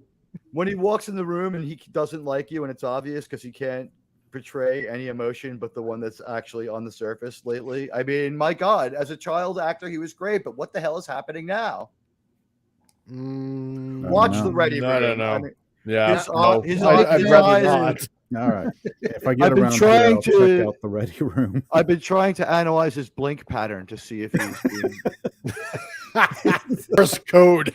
Just help me. Blink, or a blink, Soong blink, type blink, blink. robot. Like Will Wheaton has been replaced by a Soong type robot, and the blink pattern is based on a. Now, to be fair, I didn't mind Will Wheaton when he was on Dark Matter. Right. What's that, Disney Jupiter? No, I said you're right. He blinks a lot. It's like Morse code. Yes, taking a lot of Sid. There were several jokes built in there. He is blinking a lot, but also it seems like a hostage video too. Like he doesn't believe it. He's like the greatest Star Trek ever. No, right, right, yeah. And also, the stupid member berries are not going to keep a story going, like you said. A female captain, wow. Ooh, what a new concept. Really? Janeway. I know. I had to pause it several times and just make sure I was looking what I was actually looking at the Daystrom friggin' Citadel in space, right? A Genesis 2 device. Like, really? Oh, you're gonna pull that card? And then the body of Kirk. James Kirk. The body on of a Kirk slab, and basically. The body of Kirk and apparently the body of Picard. Bastards. You're gonna go that far? Yes. Oh my God. What are you gonna do with the body of James Tiberius Kirk? Is this what are you like? Why? it not it's the bad meta? enough. Is Yeah. it not the meta where we said they've desecrated the corpse of Star Trek, so now they're going to do it in front of us to show us who's boss? Pretty much. It's bad enough. It's bad enough that after generations that, and I'm not poo-pooing on Shatner whatsoever, okay, that he had to write a book to bring back Shatner back because they didn't want to let his character go with Borg technology. But no, they had to go further and put him in cold storage. Like, Yeah. to do probably what? would have been better to organically have him in the show, but he was just too big for the show. William Shatner is a huge star, bigger than anyone on this show now. And they would do anything to have him back for even 2 minutes. And I want to just make a prediction right now that part of the catch up where they're like, up till now on Picard, where Michelle Forbes goes, trust nobody. That is staying in for the rest of the season just to convince you that it's a quality show because she's like in real shows. She's like an actual actress. Yes. Yes. Yeah. She is. Yes. The distraction in this show, as I call her. I'm sorry. I have a problem with the Picard thing going on right now. No, and it's think fine everybody because I does. do too. I mean, just going back Yeah. to the Genesis device, like how did they even recreate that?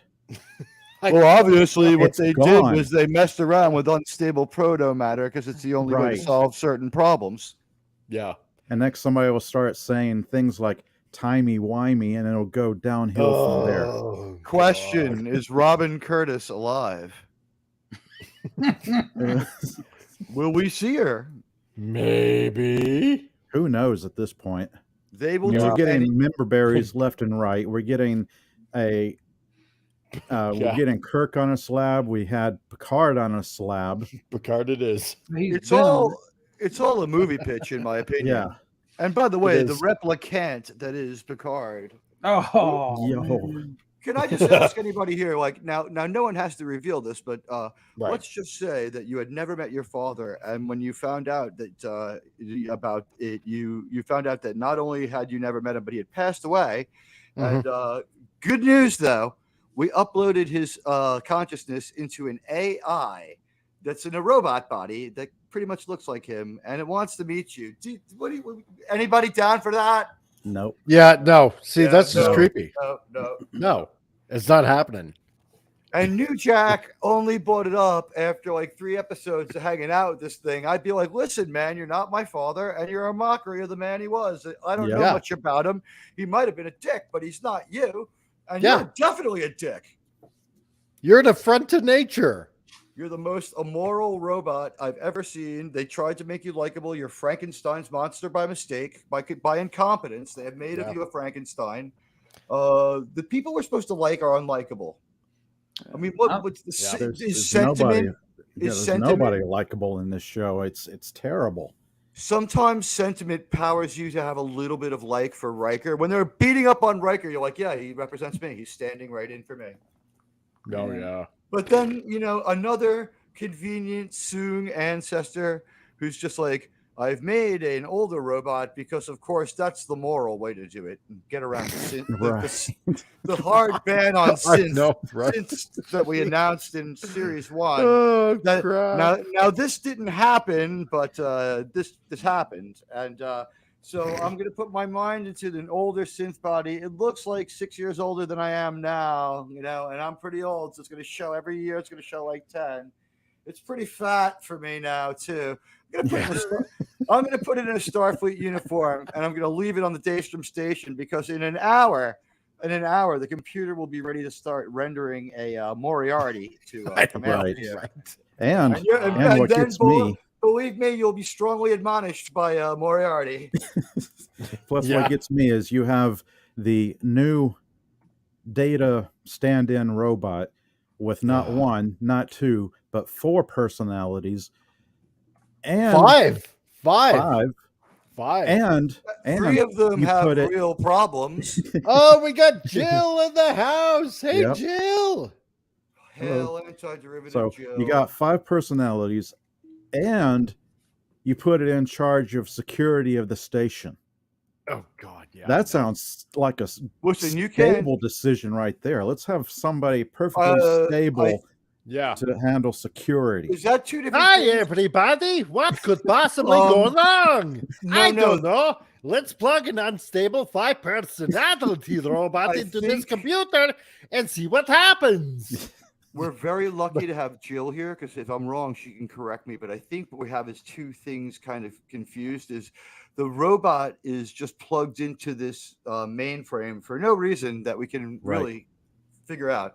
And in an unrelated set of incidences, and we don't know how much. Some of my people claim to know more than others. We have to really talk about this on the air. We don't know yet. Like I can't figure this out because they're not good filmmakers, and if they did this wrong, it's on them. But the robot is just it's got a lot of problems. The robot it's 3/5 arguable, at least half evil. Like two of it.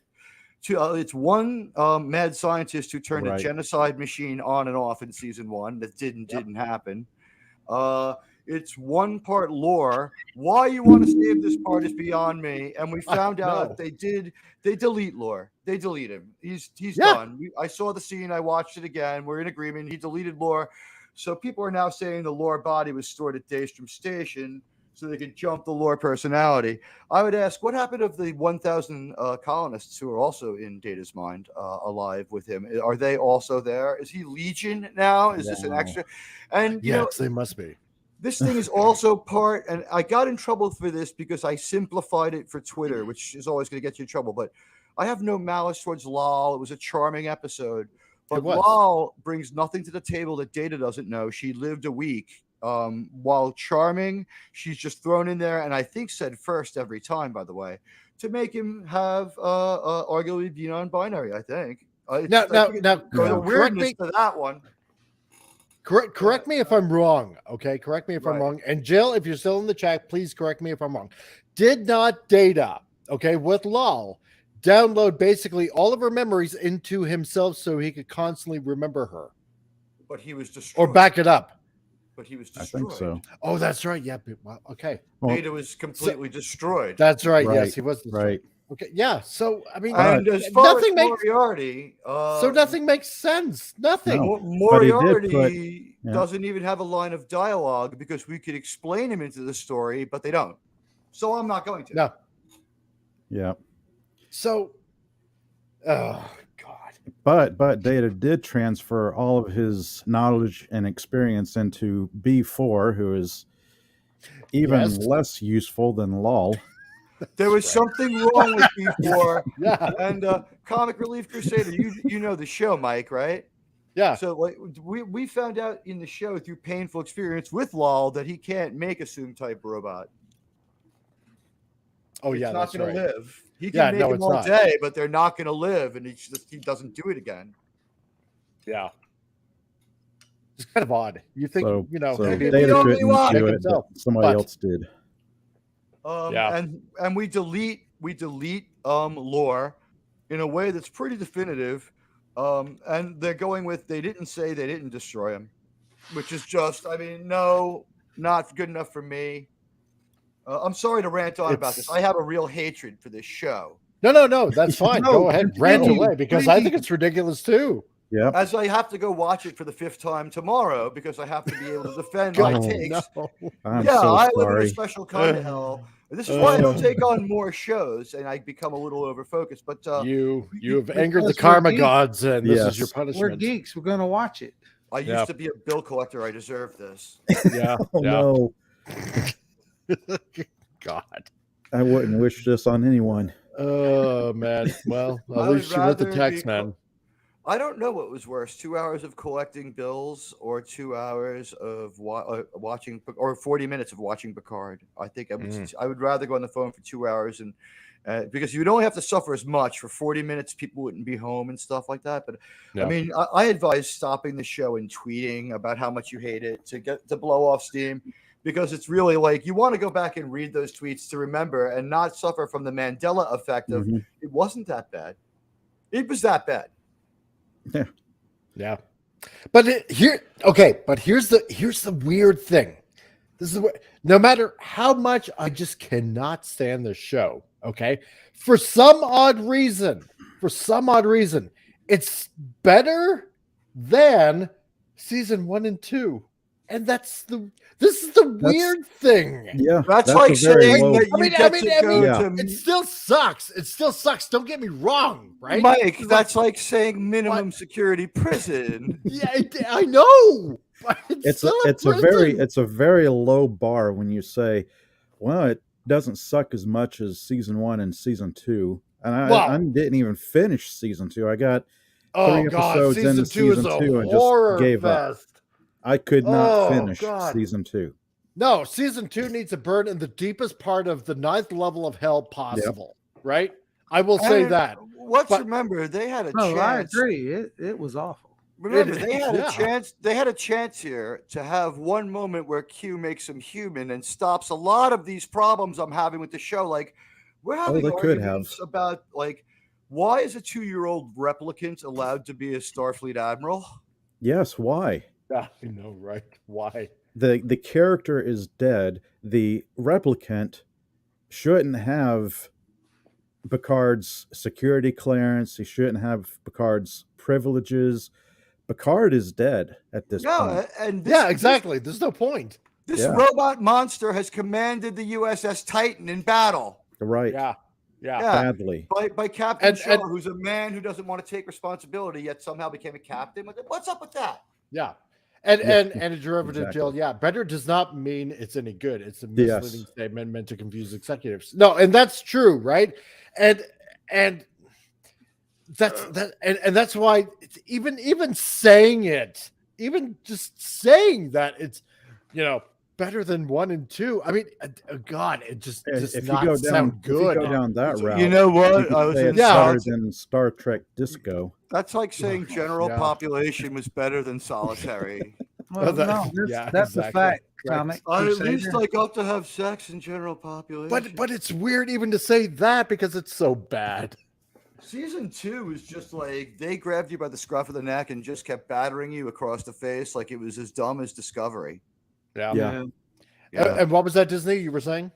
Well, I was saying that you were correct, and Auntie and Jill was spot on. But I think we kind of lose fact that a lot of the times these fools are writing for the normies. They're not writing for us. They're not writing for Star Trek is the problem. You could write Star Trek for normies. We saw it done. There were no Trekkies in 1960. No, they're writing for themselves, right? Right. Look what we can do. Oh boy. It just seems like they don't write for us no more. Oblivion. I want to take these people and be like, let me tell you about a little thing called the hero's journey. Yeah. Yes. Tell us. Yeah. I mean, you face challenges and you grow and change, and then things. Let me tell you about a little something called Chekhov's gun. What the fuck? Yeah. Exactly. We haven't had Star Trek since before 2007 when Jar Jar Abrams took over and did what he did with the new improved Star Trek. I had to see that movie, the first one. I walked out of theaters confused. I bought the movie, which I regret, but I have the commentary, and J.J. Abrams is scornful of Star Trek fans in the commentary. If you own the DVD, wow. Yeah, he's I'm going to check that out because I do own it.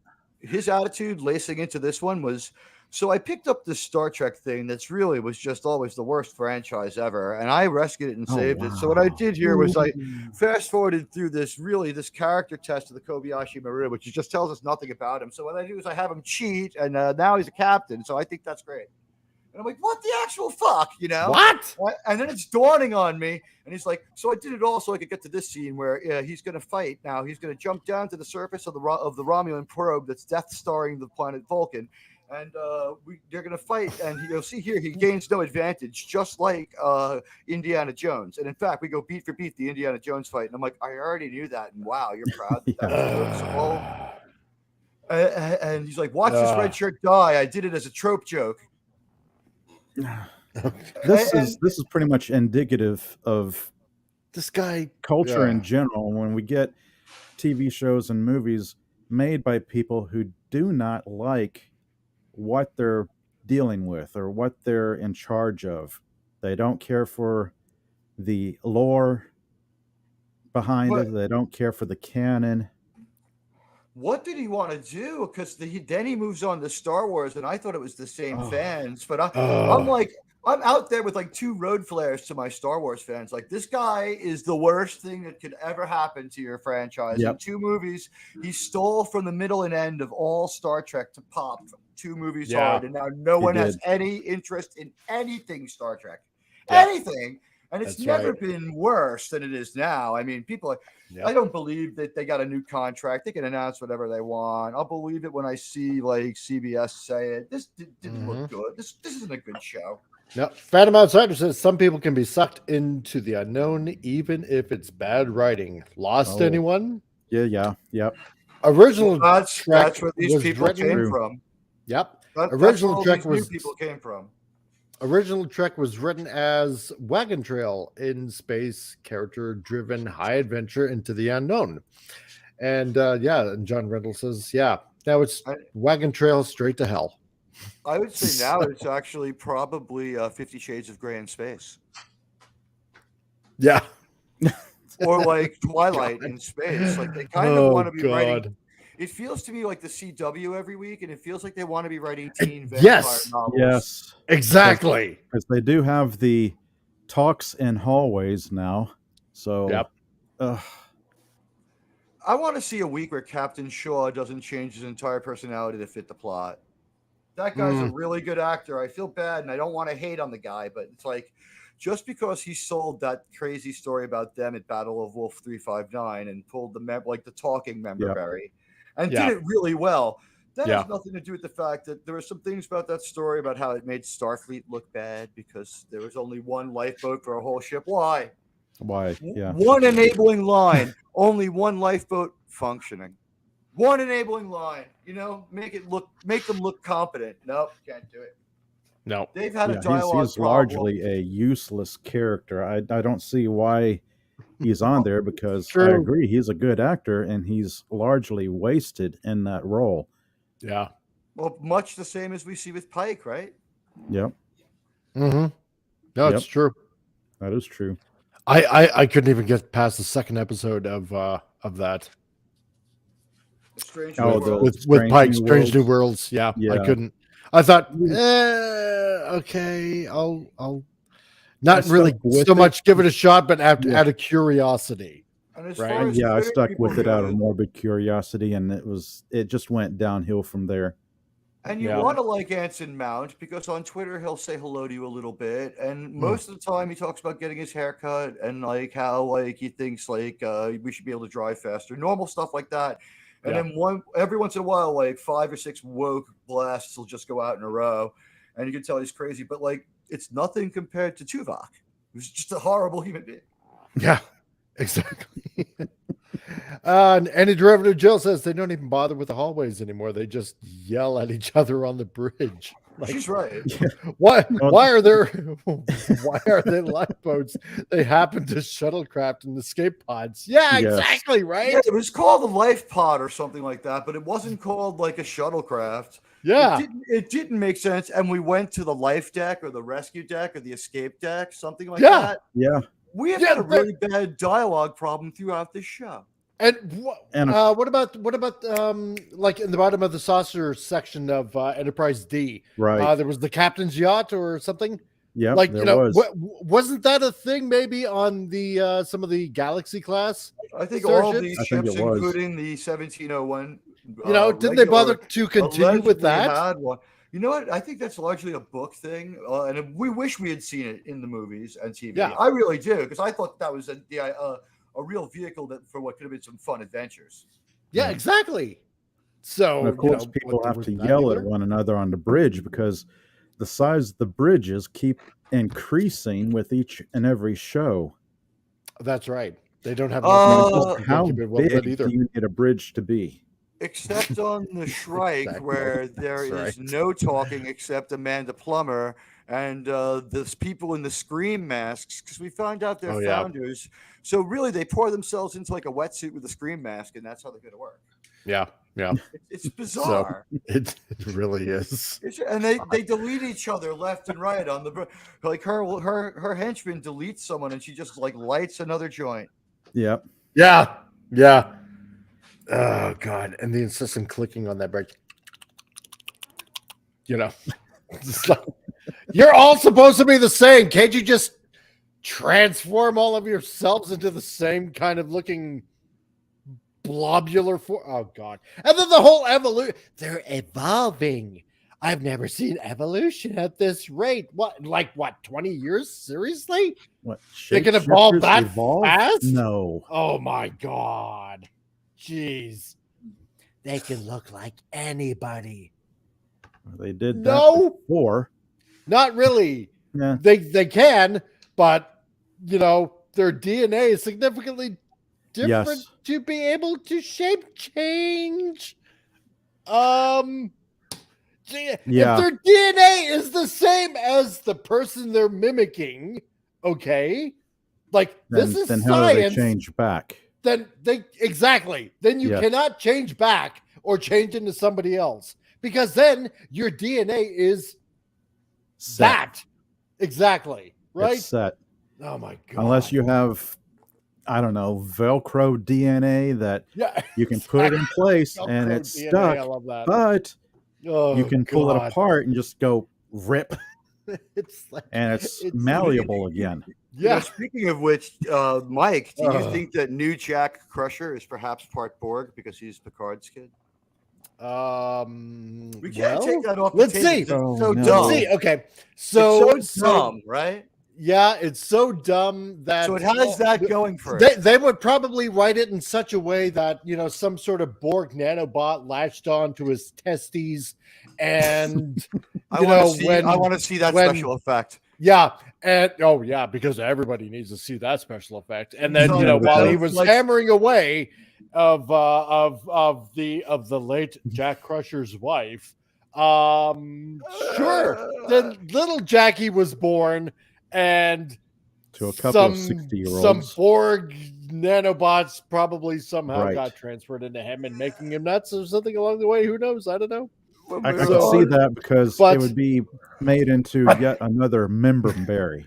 That's hey, right. remember Because this? Remember that's this? Hey, that's new Trek science, and you can believe that science. yo, yes. It Yeah, happened in so- the Cialis system. I had an erection that lasted for more than 3 hours, and it was, at least I was with the doctor. I remember the time when Cialis shots were By just the way, I just want 5 to say, cents for an injection. Mike, Just am I? give me 25 at a time, and I can keep on going for at least 25 minutes. It's just so awesome. Where's my prune juice? Mike, am I the only one that noticed that Bev talks to Picard robot like the Picard who he was sourced out of? Roofie bombed her on Viagra 5 when she had New Jack because Oh yeah, she was just totally pissed. Like you got called away, like implying you didn't bother to like even this was joyless sex that they were having forever. We recontextualized the entire Next Generation people. They were always fucking like as soon as we said they couldn't write friendship, as soon as we said it. yeah, Yeah. yeah. Yeah. Because that would mean there's a special connection between them. Am I in Can't the have show that. am Can't I have in the that. show that I thought that the captain and the doctor maybe had sex at most once while drunk. What? Right. I mean, they're That's most professional impossible. She was doing like the hottest, youngest guy in like the security division. Like Bev was pretty hot. I Oh mean, yeah, so hot that even space ghosts were after her. Remember that episode And this is her in second Next romance. Generation? Like, If you think about it, this is her second relationship with a ghost. yeah, true. Oh yeah. Yeah. Come to think of it, yeah. So That's why it's. No. I accept this from her. I think she's in character. that's right. Any derivative just says, believe it or not, but New Trek has a science consultant for the show. Oh, somehow I doubt that, but I will take your word for it, Jill. I will because I like you and I believe and I'm prone to believe you. Called top answer They on email Google. her for a big word, and when she tried to Oh, say the goodness. science doesn't work, they would dismiss her. I Is this actually? Is it I could like? Is this believe that. true? I could actually believe this. That reminds oh me my of a God. show, I think during the 70s or 80s, that had Harlan Ellison as a story consultant, and they pretty much just ignored everything he said. Yeah. The Star Trek people said that after they worked with him once, he was so impossible that they just couldn't do it again. And we got a great episode out of it, so you would think they would be desirous of it. But I've read a couple of books. I think Captain Kirk's actual book says Harlan Ellison was just like he was a little too kooky. And who would have thought? I've heard that. I've heard that. Yeah. Yeah, it's like there's a reason. That's also the reason we didn't get a Philip K. Dick Star Trek script. Yeah, true. Yo, So would have been but- interesting. it would have been interesting. So Honestly, yeah.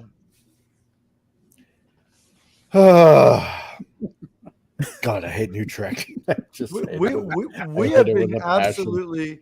We are confounded by the events here, and I just want to say we were at the edge of the known galaxy. The captain didn't want to explore because they might have to fight, and then Yeah. later on he didn't want to fight because he wanted to explore. I just want to say that both those things were spoken by Captain Shaw in 2 different episodes. But they're out there in what would be, if this was America, Guam.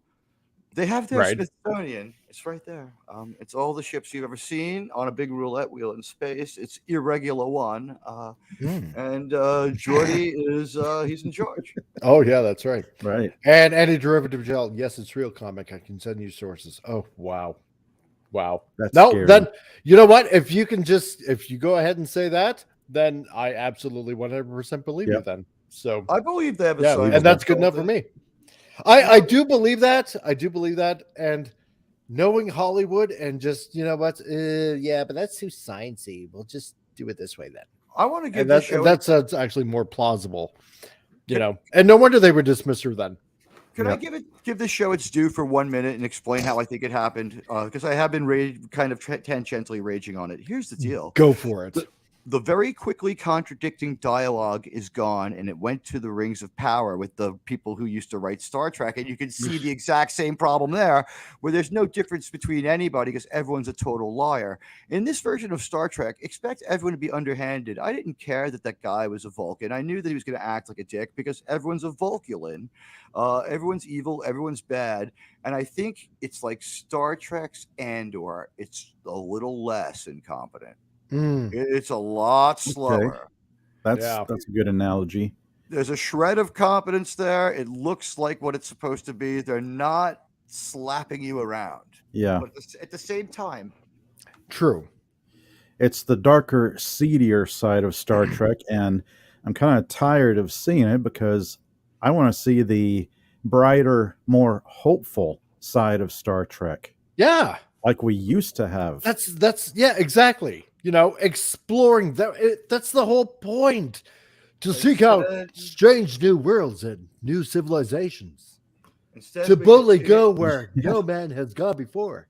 And if you don't want to go back to the old series, you could say Star Trek the Motion Picture was a perfect example because there was something there, the unknown. They had to go explore it, investigate it, and find out what it was. That's right. That's the whole point. No ships exploded, no battles, no fighting. Yeah. I would agree. It was a spectacle in a lot of ways. I loved seeing the movie. I love that movie. I love Spock's journey in the movie. But I will say this: they made a major mistake, and they talked about it, and it got us Wrath of Khan. They didn't have a tangible bad guy when they accidentally implied that V'ger had basically genocided its way across the galaxy for hundreds of millions of years. So forget about life forms, just sentient life forms, like civilized level life forms, like just even discounting caveman civilizations. How many civilizations did V'ger wipe out? Spock was seeing whole galaxies. This thing had massacred its way from a hole in time, right? So it's implied that V'ger's hundreds of thousands of years old. It's got it's like an assassin bug wearing its victims on its back. And they're like, we'll just combine it with our crazy redundant captain guy and get the hell out of here. And he's like, I'm combining with, Ilea. It's Blade Runner like. And as he's saying, this is what I've always wanted. Sex with a machine. And the answer was, well, it's distracted. Bones, can we get clear while they fire some photons at this evil monster thing? And you got a better movie. I'm sorry. Like, V'ger just has to go away and is never mentioned in the least again. Like, even when a V'ger-like entity shows up in Star Trek 6, and not like, this is like that other time that the probe showed up. Like, no one wants to invoke it. Yeah. They botched it. Gene Roddenberry can make great TV shows. He wasn't able to cobble 2 TV shows and a movie into the greatest movie. There's still one of the greatest movies ever made, but there's a problem with the ending to me. Sorry, guys. No, it's okay. I don't mind it myself because I kind of liked the movie as a whole, where it went, how it ended. Not everything has to be spaceship battles and everything at stake like that, but I think it was a perfectly serviceable movie. Yeah. Phantom Outsider says, to borrow from pitch meeting, when the actual science consultants say it won't work, they do it anyway because rule of cool, or so the show movie can happen. He's absolutely correct there. Yeah. If I can go with that. Like the rule of cool is like most commonly associated with the worst of all mystery box storytellers, J.J. Abrams, and it's a way to it's basically your shiny object to keep you from noticing the plot is Swiss cheese. And I would say like the moment that personifies it the most is when his MacGuffin star base fires on the Hosnian Prime, which we have to find out like from a novel, because I think it's a throwaway line in the movie. And Han Solo himself sees like the rays, and they're like, how come, that doesn't make sense? And he's like, it's not a science lesson. So he just wants to show these things that like, through our immersion into question, it's like, wait, if he's so close, he can see that. Why wouldn't he? You know what I mean? Yeah. And then it driven to Jill says, hey, Beaker and Dicker lived happily ever after, or something. So they lived. That's a relatively happy ending. So, he left Ilya for Jillian from Star Trek 4, and they started an away mission where they played a domestic family where he was the father and she was the mother. It was called Seventh Heaven. It's a Star Trek show undercover. That's right. Yeah, that's it. Okay. And Phantom Outsider says, well, to be fair, Trek really loved the Enterprise, but apparently Decker wanted to one-up Kirk on Love and Machines. Decker was committed to that goal.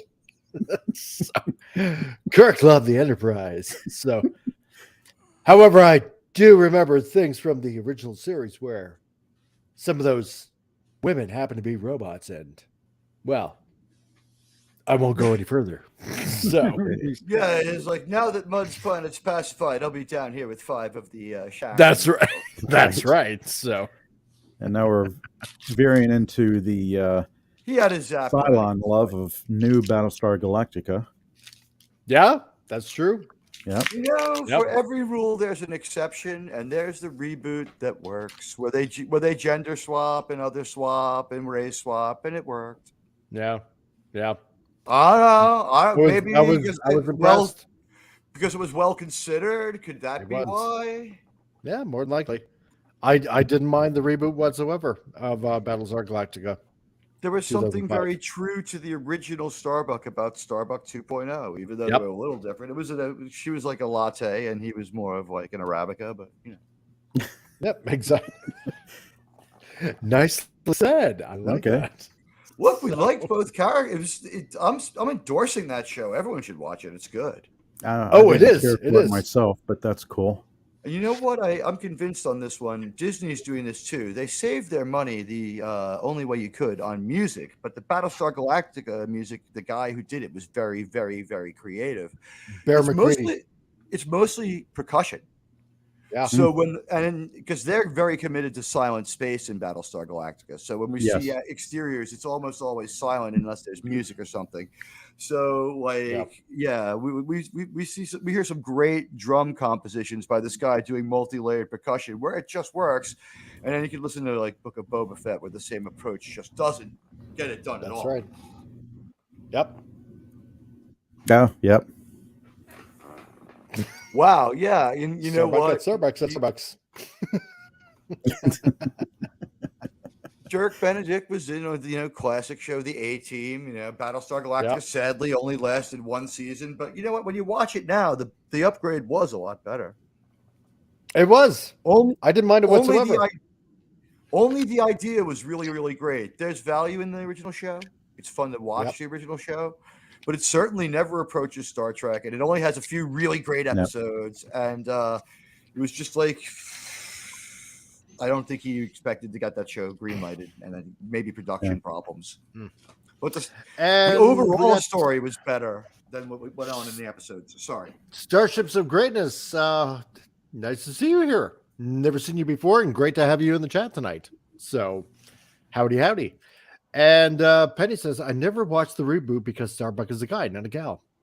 No, that's true. You know what? And you know what, Penny? At first, I honest to God hated it at first. I really did not like. Really? At first I didn't, because to me, Starbuck's the dude, man. Cigarette smoking, chomping dude, right? But at first, you mean but like as when you heard it or when you saw it? Well, when I saw it, because I really didn't hear much, but I heard inklings of this coming on, and I wanted to catch it. And then when I saw that Starbuck was a chick, I'm like, what?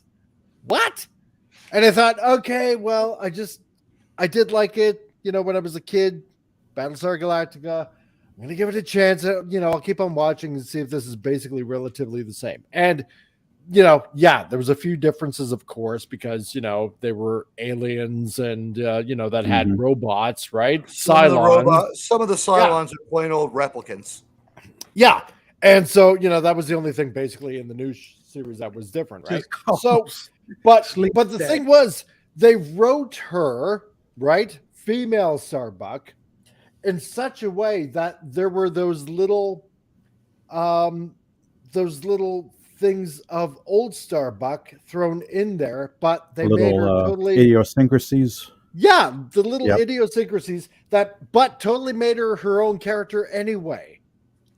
And I liked it, and I grew to like her, and it was great writing. And she's like the one person who ends up crashed on a planet for a little while, lost, which is something that happened to Dirk Benedict like 3 times. Yep. So there was something to be said for her character's like actions and how they used her. Like she was doing some of the same things we saw in that first show, but they seemed to always do it just a little better. Like the Colonial Attack Force really did look damn cool, and like the way they attacked was very, very logical with the AWAC type ships and the attack type ships. So like Americans in that year absolutely understood what the Raptors were supposed to be. Am I right? Yeah, I do believe you are right. And going back a little bit, Phantom Outsider says, but Kirk would never put a banana in the Enterprise tailpipe. Decker, however, went where few men had gone before. Cherry 2000 was still years away. You are wow. You are right. Yeah, that's a quality movie. It's a quality movie. Yeah. Hey, and we got the Lost Wanderer also in the chat. Hey, dude, how's it going? But I ended up growing to like that Starbuck as well. So give it a shot, Penny. I would suggest watching it. It's really, really good. Really I went about the same way with the character. I didn't like her at the start of it. Didn't really get into it as it went along.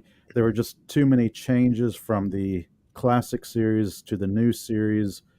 Some things I didn't really care for. I mean, I didn't like the change of character for Adama. I didn't like the change of origin for the Cylons. Really?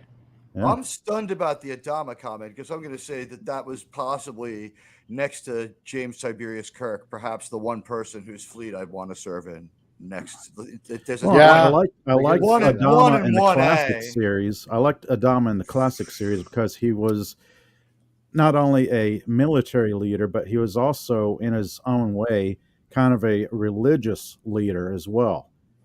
The new Adama was a military leader, but he presented himself as kind of an atheist to their religion or their beliefs. So that was a major change of character. He had to do things that were on mission in the new show. I would agree. Like, if anybody got changed a lot, it was him. But like what they changed him into was what? A guy who was supposedly at his own retirement ceremony when the entire fleet gets ambushed, and the only competent person who knows what's going on is him because he's got the oldest, crappiest ship. So it's not it's not Wi-Fi'd into the fleet, right? His ship's hardwired, which is why we always see those great shots of him on the phone, right? It's like talking into like a handset. Because the Galactica is the only ship that's not going to fall victim to the Cylon virus that Baltar accidentally puts into the computer, and it's a much different Baltar too. I mean, a much different Baltar, much different Galactic, because in the old series, the Galactica was the flagship of the fleet. And then military and sheep now mentioned. Here we go. It's a flag sheep. I'm going into battle. Let me tell you about a little movie called Sisu.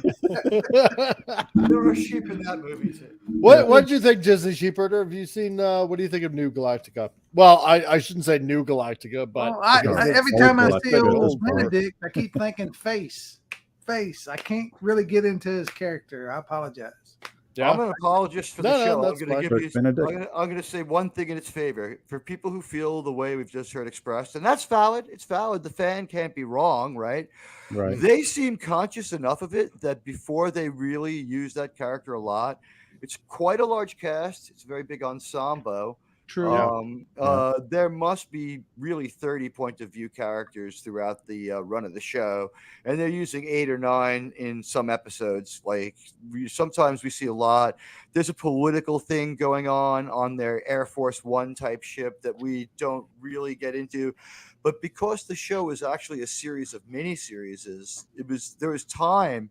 There wasn't like a hard date to go back to production. They're like trying to raise money, and I guess they had the tightest, best scripts. They pay off their political drama.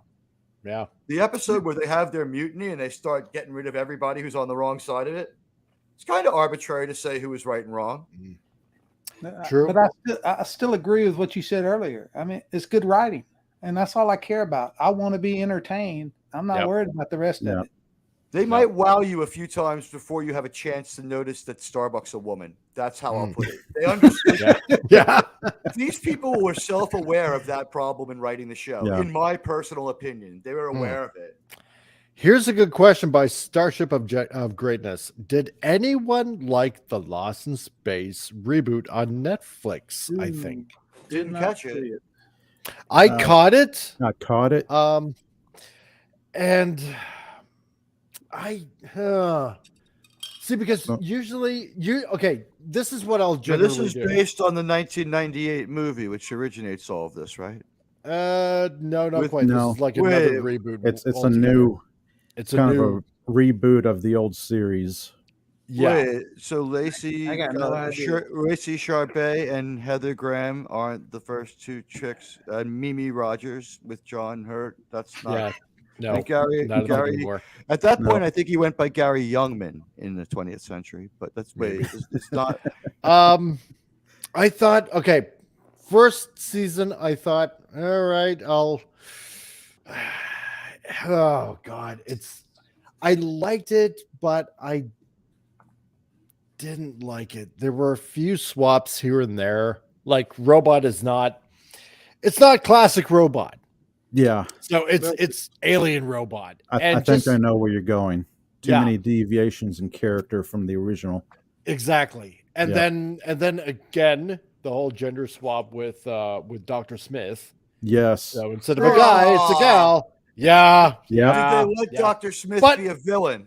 But yes, but they didn't even it's not even her name. She even appropriated the name Dr. Smith out from So it's not even Dr. Smith like an actual Dr. Smith. Even that name was stolen. She should have just said Jane Doe. Yeah, exactly. So I was like pretty disappointed with that. It's like, oh God, they went there, and Robot is an alien robot from a planet of alien robots just like him. And I forget if you actually found out that where how they were created or something like that. I Oh, I thought that was going to forget. be resolved, but I can't remember if they actually resolved it.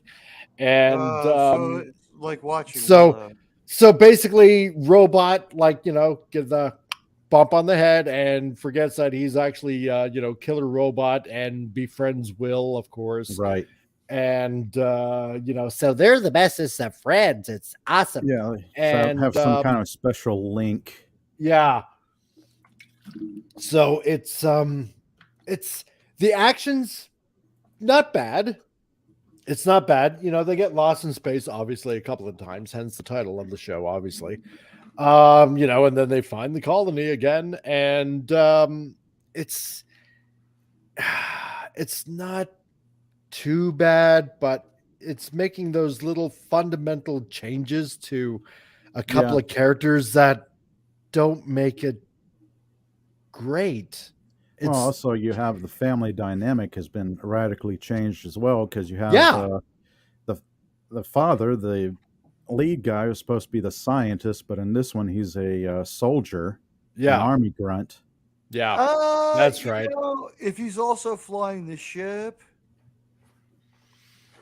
was he useful in any other way? And they were going to get a divorce too. That's right. That's right. I remember that. I'm just surprised on the that verge this of was divorce. Yep. I'm just surprised that this was a couple of a man and a woman. What was it? And Penny, I believe, was adopted because the family's white, but she's black. Yep. And she's adopted, and of course, she's like one of the smartest ones besides mom. And oh god, yeah, because I'm trying to remember the entire series, because it's been a little over a year since I've seen the last season, and they didn't bother renewing it, of course, because it's all over. So there was also a teeny bit of race swapping going on there too. I mean, and it was okay. See, because in my mind, I try to justify it in a little bit of a way that, okay, it's like a different universe. It's not a multiverse kind of thing. It's just a different universe that happens to have some of the same parameters as the original or as the movie, right? So that's kind of how I try to enjoy it, right? The Heather Graham movie tied back to the original series, and I believe had Billy Mooney in it. Not that I know anything about Lost in Space. No, but see, the movie I didn't mind because it's because it had the original voice for Robot in it, right? And Heather Graham looked very nice, even though Heather Graham did look. She combed her hair with firecrackers for that role. Like, she has two different hair types. The smoother hair usually makes her look nicer, but that's right. She had the firecracker hair in that movie, like Tilly's. But she's still hot. I mean, come on, she's Heather Graham. Same with Mimi Driver, so I won't argue there. Mimi Rogers. Can you believe that's the first Mrs. Tom Cruise? I know, right? Weird. Huh. And so Greatness says, I'll make sure to hit that like button and watch later. I got to get back to work. Hope everyone is having a great night. Cool. Well, Starship of Greatness, thank you for dropping by, and I hope you come back next week for another Titillating Tuesday. It's great to have you here. So, and any derivative Jill, and the kids flew the ship, I think. That's right. Yeah. Yep. Oh my God, that's right. I forgot about that. So yes. Dad's thank you, Jill. There was a couple of occasions where the kids were flying the ship. Oh God. I seem to remember they even broke out the owner's manual of the ship and learned how to fly by reading the owner's manual. That's like How to Fly 101. Start here. I don't know if acting ensign Wesley Crusher can fly the 1701D. Yeah, you know what? That is a terrible idea, because it makes the father so one-dimensional. I mean, and of course, like, because they made it a family of a man and a woman, it had to be a dysfunctional family. It's falling apart, right? Exactly. They're getting divorced. Yeah. They could, and I bet you that he was a bad father too, right? Right, because you can't have a strong father figure. You can't have a strong male lead. Remember the episode where he had to choose which child died, and he instantly chose to kill both of them? Was there one that bad? Or There might as well have been. There'll be no season 2 for you to find this out in. Okay, No. Abraham. It's like, what happened to Well. Batwoman? Are we going to find this out in will our Batwoman return to us in Gotham Knight? Oh no. The crowd will never know.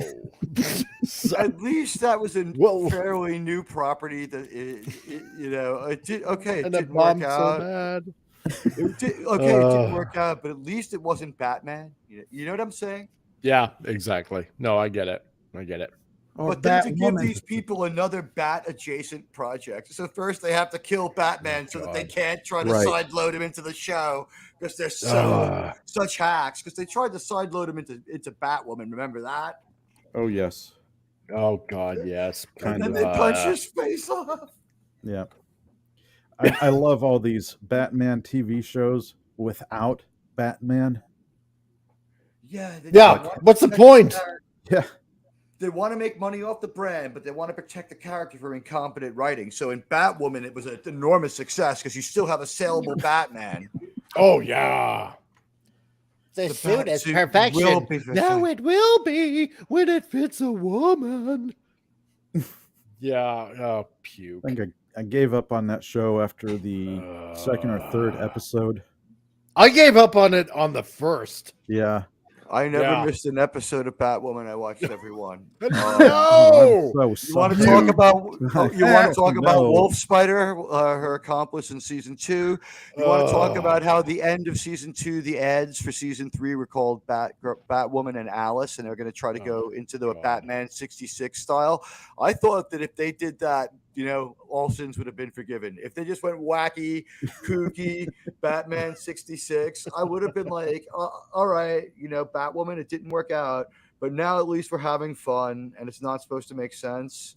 Because, I've been through some ups and downs with this franchise. Who remembers Fish Mahoney? I do. Yeah. Yeah. Her husband beat up Chris Rock. Yeah. Yeah. We've been through a lot of shit with this Batman franchise, and now like this next Bat adjacent show. I don't know what to think. Can I chime I'm in not gonna something watch it. on non-Batman? You may. Yeah. All right, Pennyworth. I like it. Fight me if you want, but I like it. I have yet to I've see an episode never of seen that. it. I keep Guys, seeing little I'm telling blurbs on it here and there. My Kinda looked friend is interesting. my friend watches it. He says that there is like a slower season and a better season, but the season that they put out most recently was the best season. And he's still not calling it great, but he's like, it's watchable. It's decent. No, I'm not calling anything great, but I judge He's calling shows. it watchable. Yeah, I judge shows pretty basic. Was I entertained or was I not? I was entertained. I was entertained by Batwoman, but not probably in the way they wanted me to be. Absolutely, one of the most life-changing moments of my life was when I saw her walk into Wayne Manor and in 6 minutes had the Batsuit on. I so much for stakes building, and then when they switched Batwomen, they basically used the Genesis story from Greatest American Hero. Oh yeah, they stole that. Yeah. And the Batsuit got bigger again to fit her. I'm not saying she was a big woman. It's just that Ruby Rose, she was really, really, really small. Like the other woman was like 5'11". Ruby Rose was like 5 foot tall. She just didn't have that crazy old CIA agent following them around. She's also one of my favorite John Wick kills. John Wick takes out Ruby Rose with a knife, like really quick too. She tries to come at him with physical strength, and he just kind of swats that whole myth aside with actual Batwoman. I think that was done to reward us. Yep. Yeah, he drove that knife in real slow. Anybody seen 4? I saw it last weekend. No, yes, sir. I saw it. What did you think? Awesome. Just if it wasn't so damn woke, right? What? I'm kidding. It was fucking fine. Okay. I was like, what? Yeah, it was fine. I was going to say, I love you, but I'd argue this time. Non-spoiler to our fans. There's only about 50 lines of dialogue by Keanu in this movie, and 30 of them are,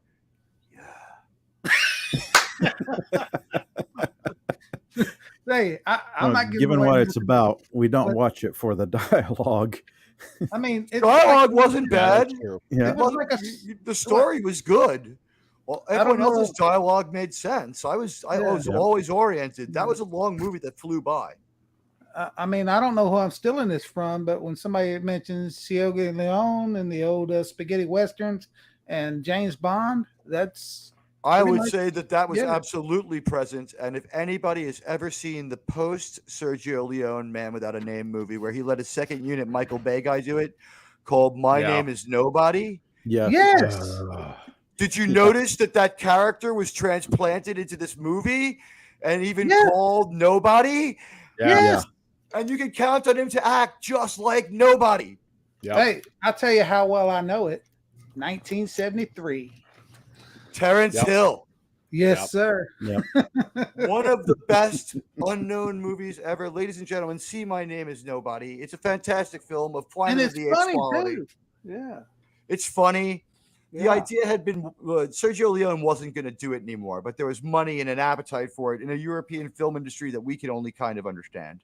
And they Sure. go on and make a couple more movies without Clint, and then Leone walks off, and they make one more movie with just everybody else. It's like the music is the same, and it's one of the better scores. Yeah. It's one of Totally the better agree. theme songs. And the concept of this movie is we retire the Man Without a Name two different ways.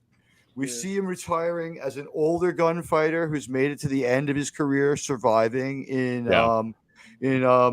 Henry Fonda, and then Terrence Hill plays this younger gunfighter who's calls himself Nobody, and like it was like the joke was like he's the fastest gun in the West. Nobody was faster. Yeah. But there's a nobody in this movie. So Yeah. if you've seen that movie, I instantly trusted that character to act just like nobody. Who else did? I'll admit, I I was like, did. no, they're not going there, but they did. And they played some Yeah. Sergio Leone style movie when there was appropriate moments. We're not going to spoil this movie for you. You meet nobody in the first 3 minutes. Yep. Yeah. I'm gonna have to rewatch that again. Same here. It's been Oh, ages you missed since I've that when seen it. they asked him his name and he said nobody. Like he responds like 3 times that way. I noticed it right away that there was something about his gait and the way he was dressed in all khaki and he was like had his body language. He was playing it like Terrence Hill from the movie. Yeah. And then they start playing that Sergio Leone type movie during what I guess we call the trip up the steps, not to give anything away. Let's see. Lost Wanderer. Crap. What did I miss? To Disney Sheepherder. Well, let's see. Besides doing the dumb news of the day, we talked about X-Files.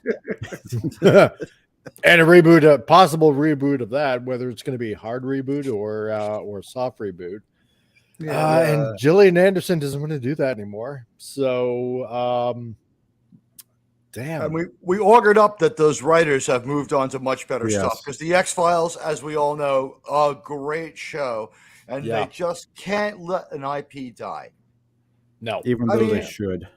even though they probably should. And Comic Relief Crusader, we left with the UFO over the Beltway. Is that where we pick up? It's a sequence? I mean, because if they reboot this and the other show didn't happen, I'm out.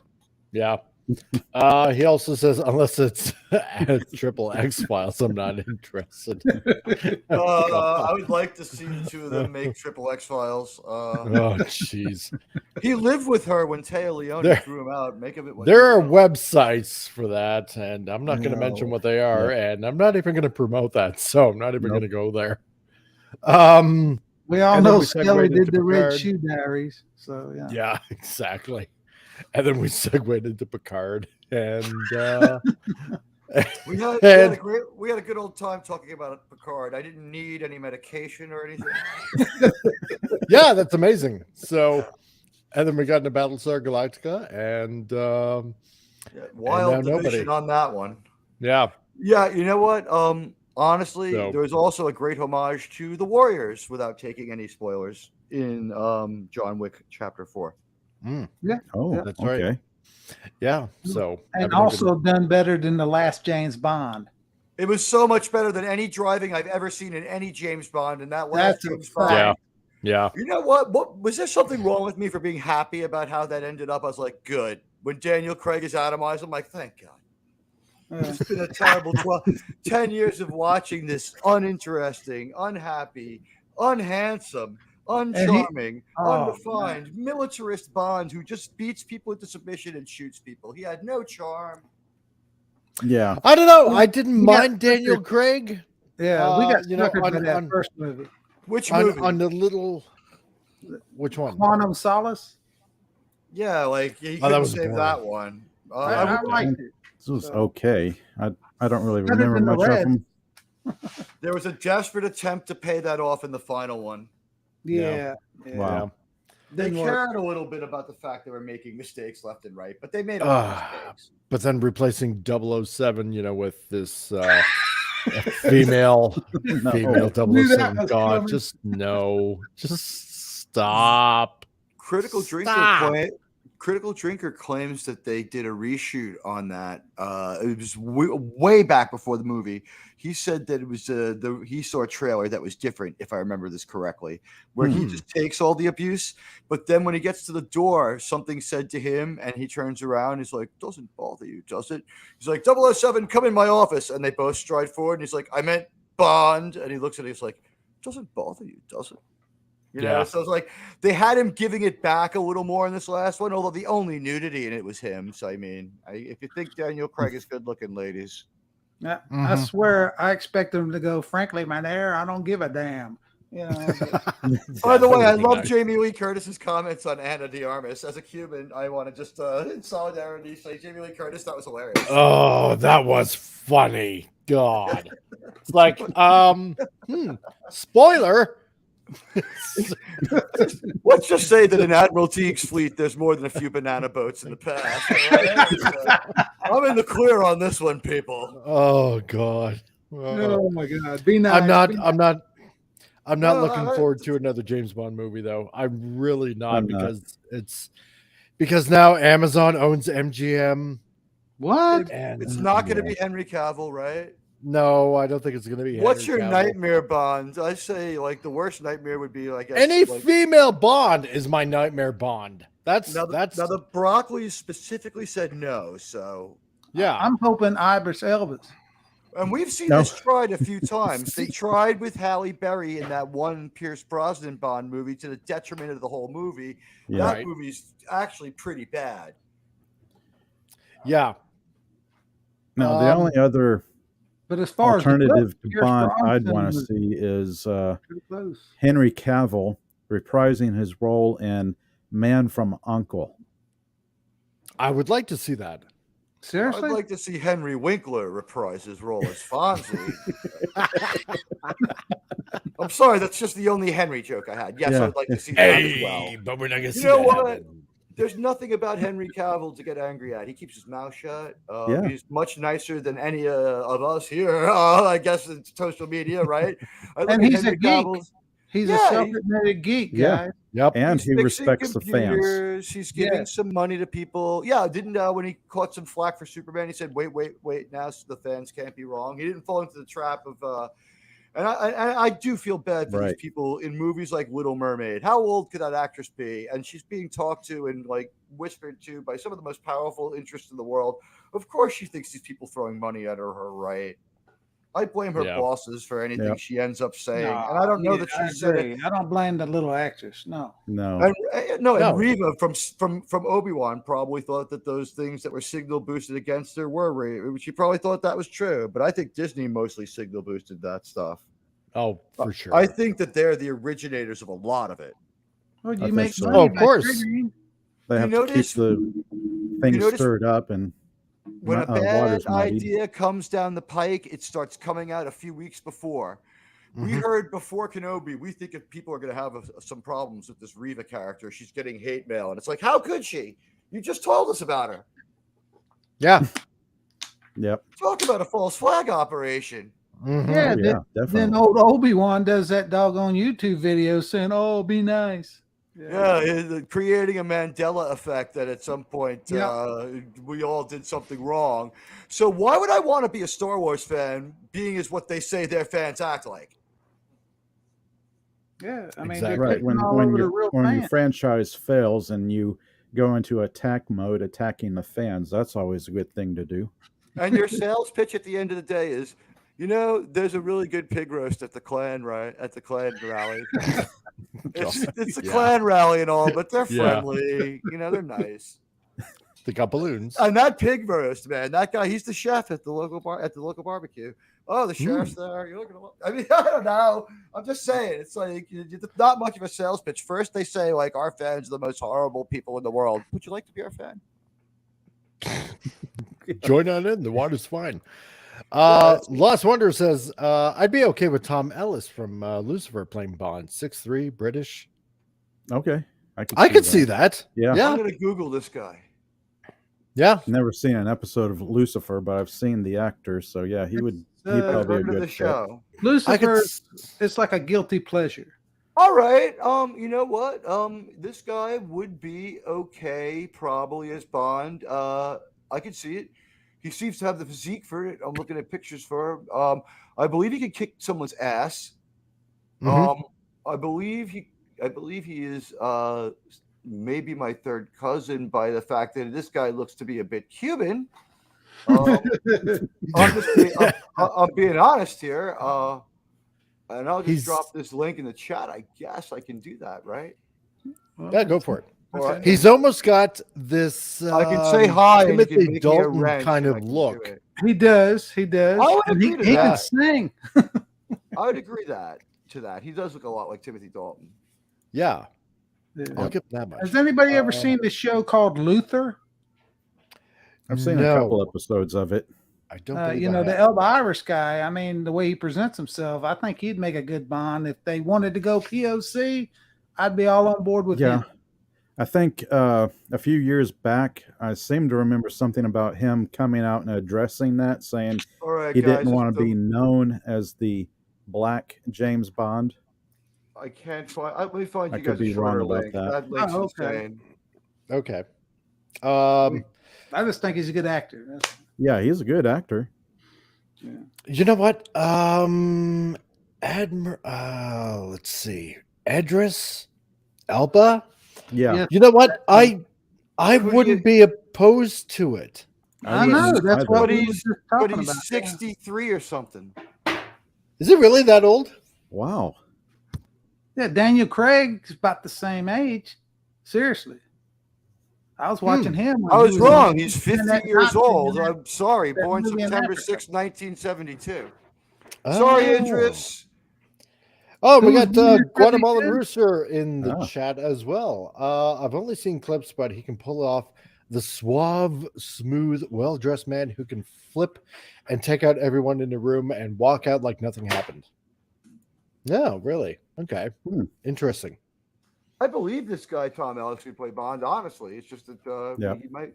And I'm not saying this in a bad way because I am. Like, he might be a little Latino. He might. You know what? The British had a worldwide empire. Right. True. I wouldn't scoff at it.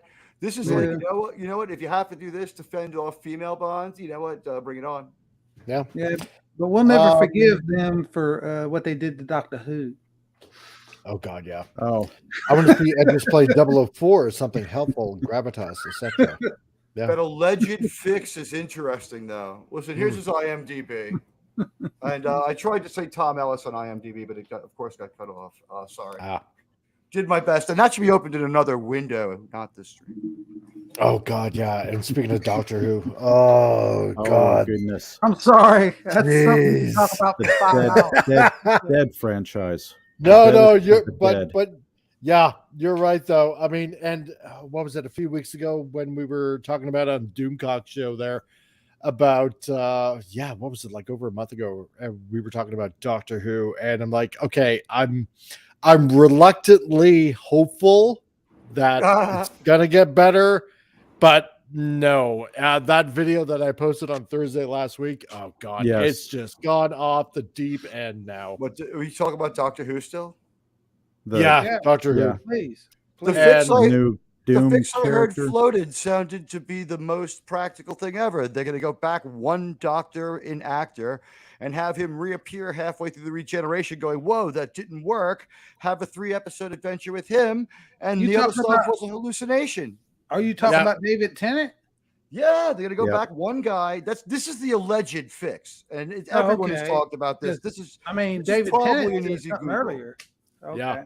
Everything else was a horrible nightmare okay. after yeah. Tenet.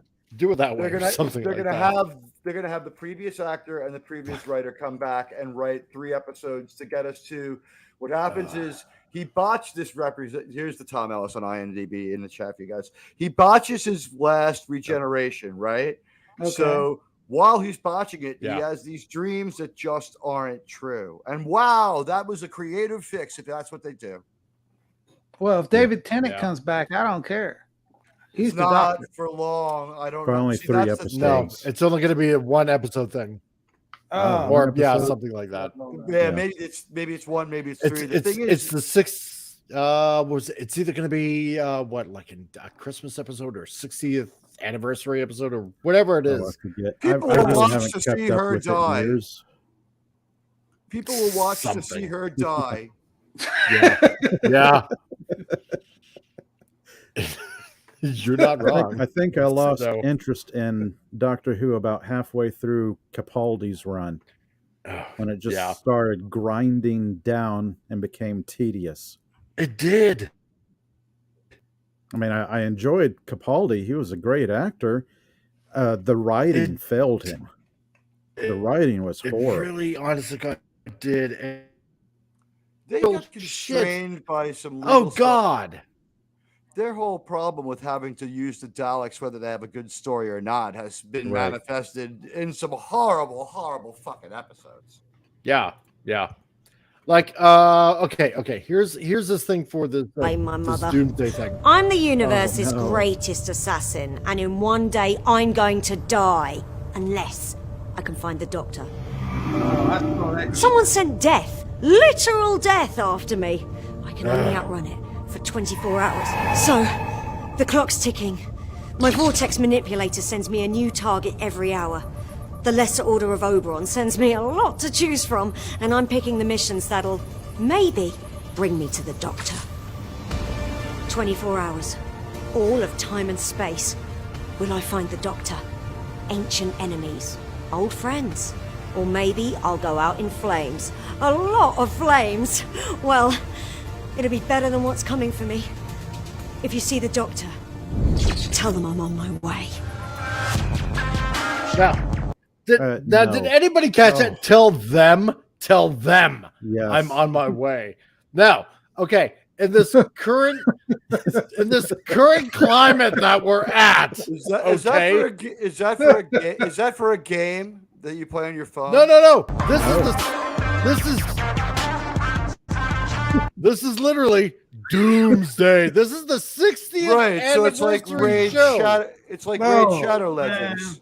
This Wait. is for the 60th anniversary of Of Doctor Doctor Who Who. coming out. Right. Yes. Wait, this isn't a game you play on your phone. No, this is not a game. This is going to be an actual episode coming out for the 60th anniversary of Doctor Who.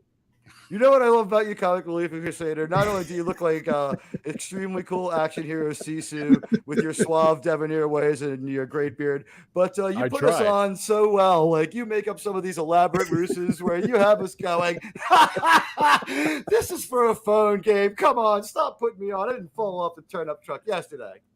No. My grandfather may have come here on a banana boat, but he was reading on his way. Yeah. I see that lady and I think to myself, here's a quarter. Go get a rat to gnaw that thing off your face. Yeah, I know, right? And nothing about that character says universe's greatest assassin. or I whatever. know, right?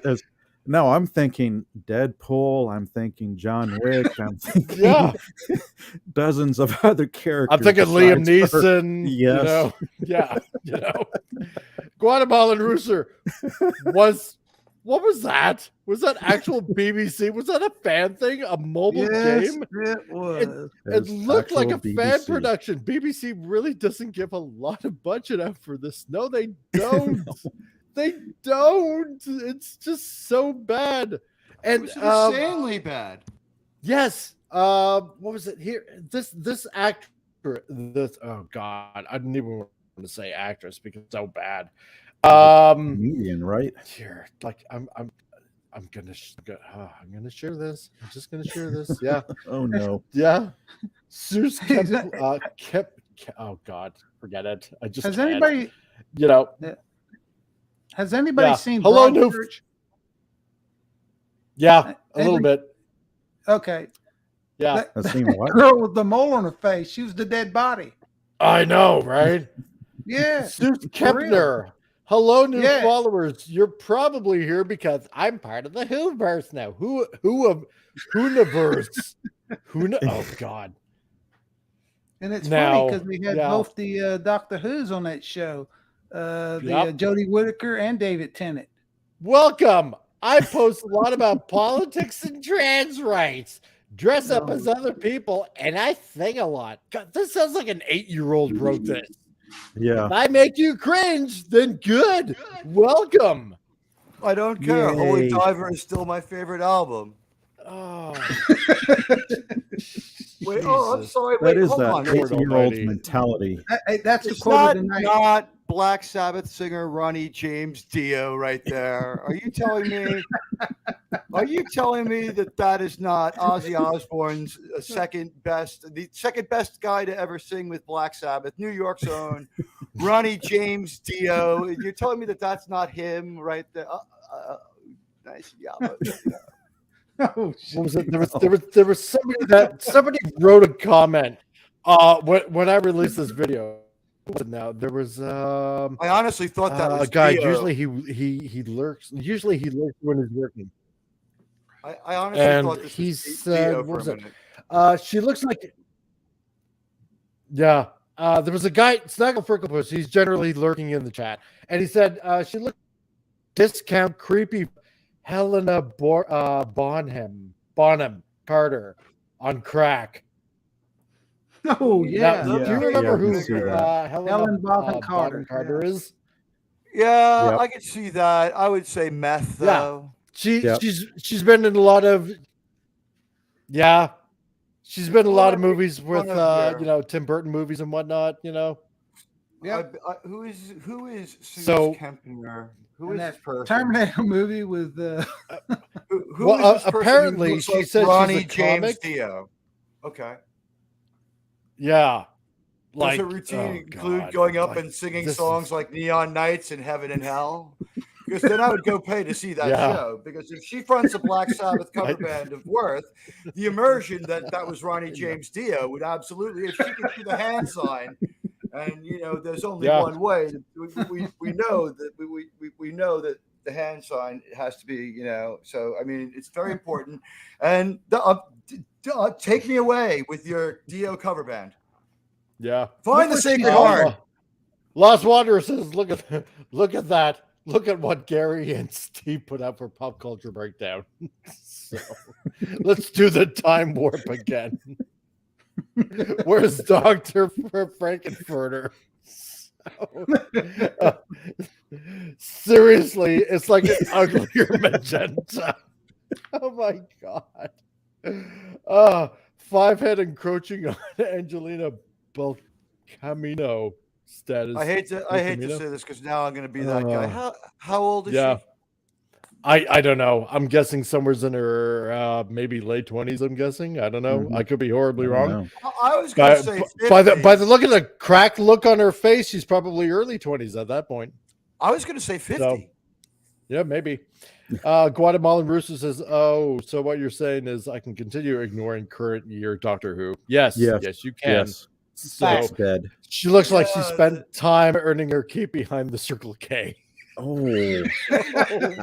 Wow. You already moved. You can Google the new Doctor Who. They've already picked an actor. I mean, God, if that just does not say crazy Catwoman on That's crack, scary. that's Now, has she just boiled a bunny? she probably has. So, But she I plays don't know. video This games, is- so she's fun. Yeah. Oh yeah, of course. But, Perfectly God, fine. Those video games connect to cybernetic implants in her boyfriend's brain. That controller. If she's not trans, well, she's probably trans.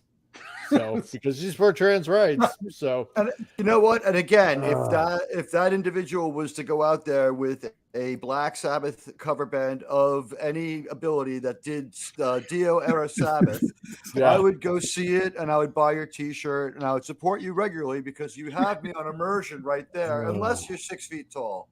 Yeah. Dio, Yeah. not a very tall guy. No, Yeah.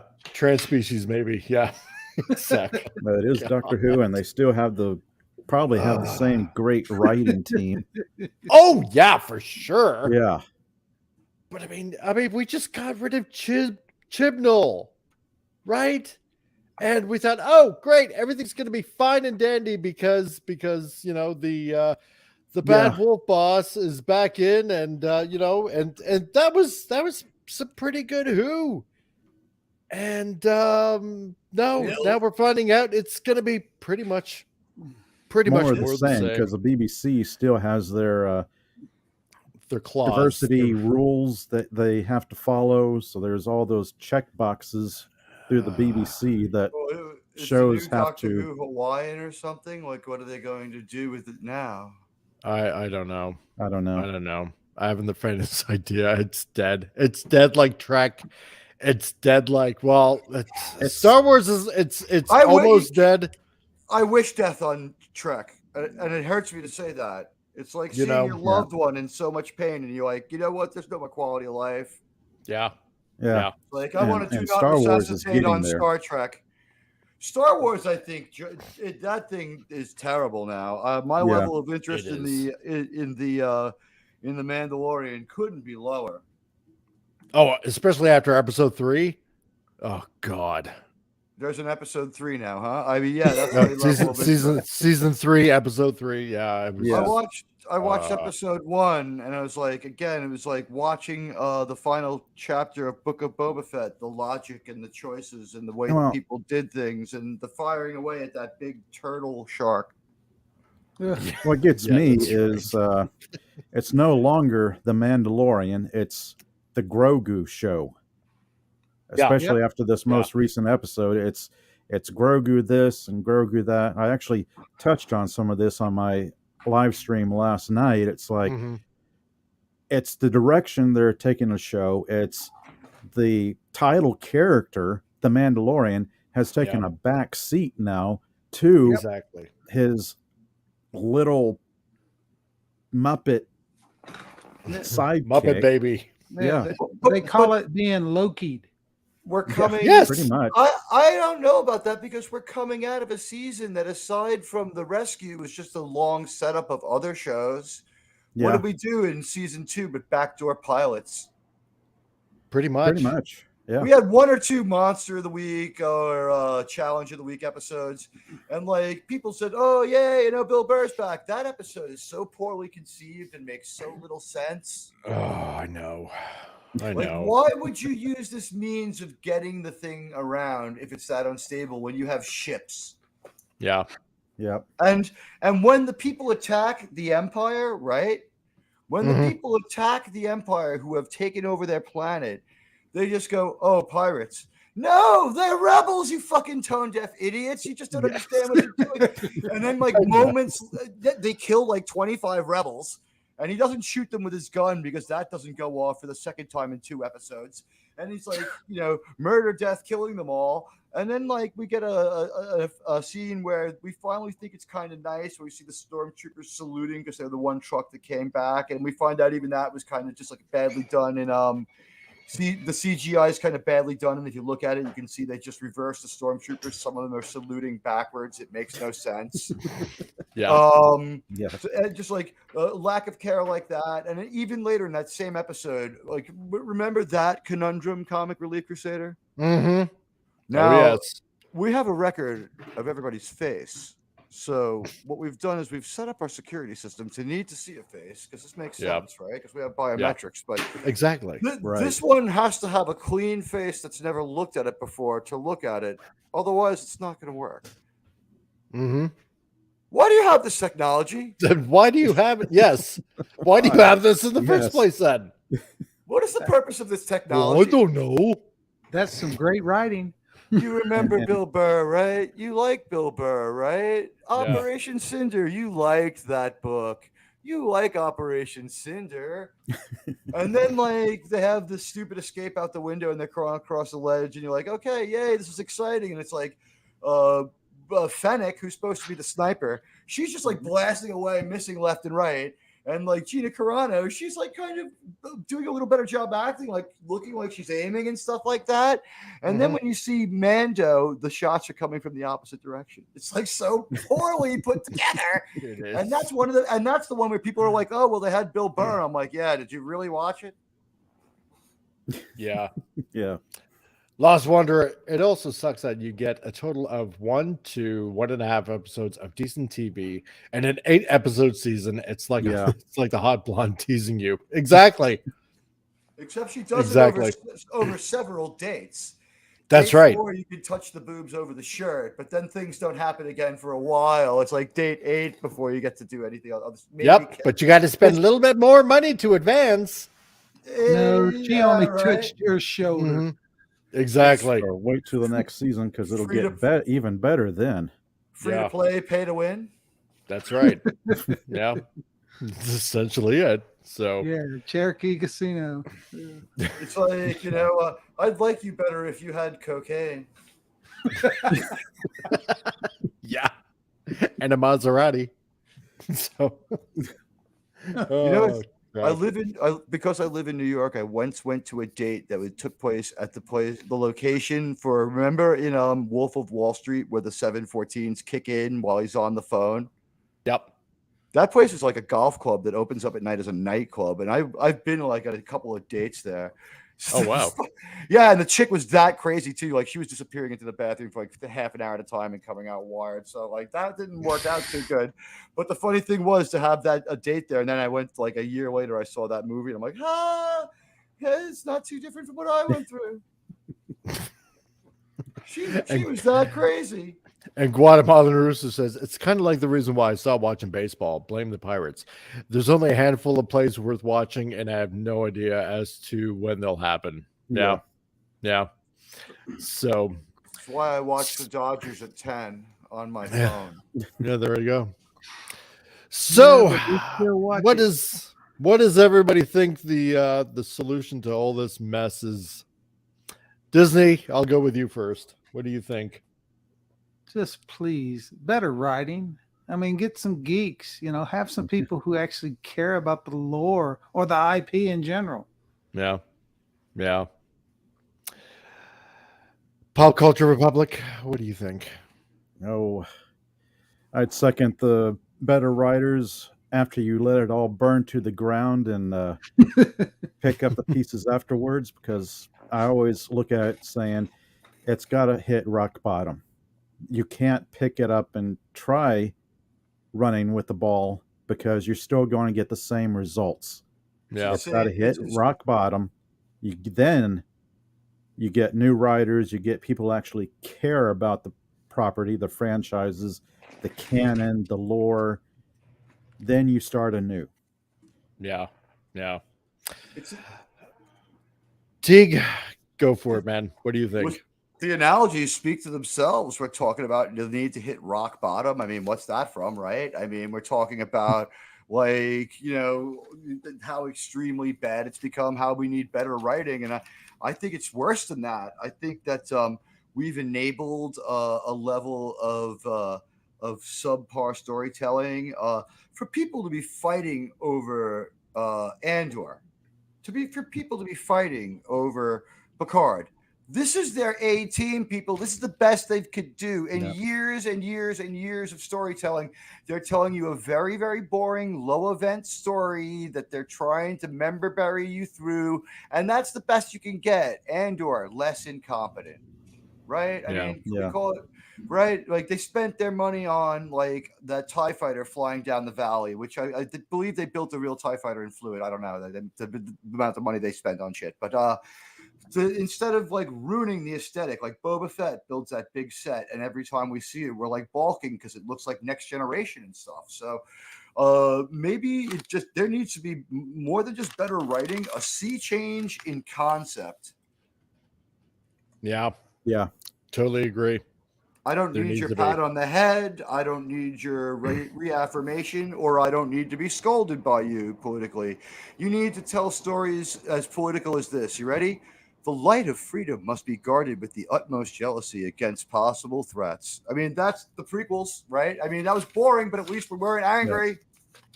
Yeah. Well, we saw it in the very first Star Wars movie in 1977. You had good guys who were good. You had bad guys who were bad. Yeah. Remember, Black and yeah. white, plain and simple. And I'm saying, look at the good old days when we were merely disappointed. Now we're disappointed and we get slapped around too. I mean, Exactly. we're gonna see James T. Kirk's corpse defiled in Star Trek. That's what they teased for next week, guys. Yeah. That's the comment of the night right there. Yeah. Yeah, it's right off of Reddit. They wrote this show with Reddit. The people speak to each other in mean tweets. That's what we got. Yeah. I feel like Charlton Heston at the beginning of the very first Planet of the Apes movie, right? Like shooting up the space junk. You're like, it's the kind of world we'd made for ourselves. Lots of love making, but no love. It's a different time with bends and curves. So at some point, they're going to break out of this and say, John Wick made a fucking fortune. Yeah. Is there going to be another movie coming exactly. out next weekend? I think that Creed may have taken a bit of a hit. Maybe the co-star may have choked, so to speak. Maybe. And that might hurt the popularity with that movie among some. Lost Wonder says, I mean, I do 3 podcasts at any given time and crap out 1 hour shows and crap out better 1 hour shows than Disney. Yeah. Phantom Outsider, the fix change copyright laws, release the IPs to the fans and cut the corporations out. It'll be a hard lesson for them to learn. Then they'll need to create new IPs. Yeah, you know, totally. One thing that the commenter said that's true is, how much more fun is it to listen to 90 minutes of Disparu than watch the 26 minutes of She-Hulk? Oh God, yeah. Right? What would you rather? Yeah. It's 3 times more She-Hulk, but it's like Disparu's got you laughing.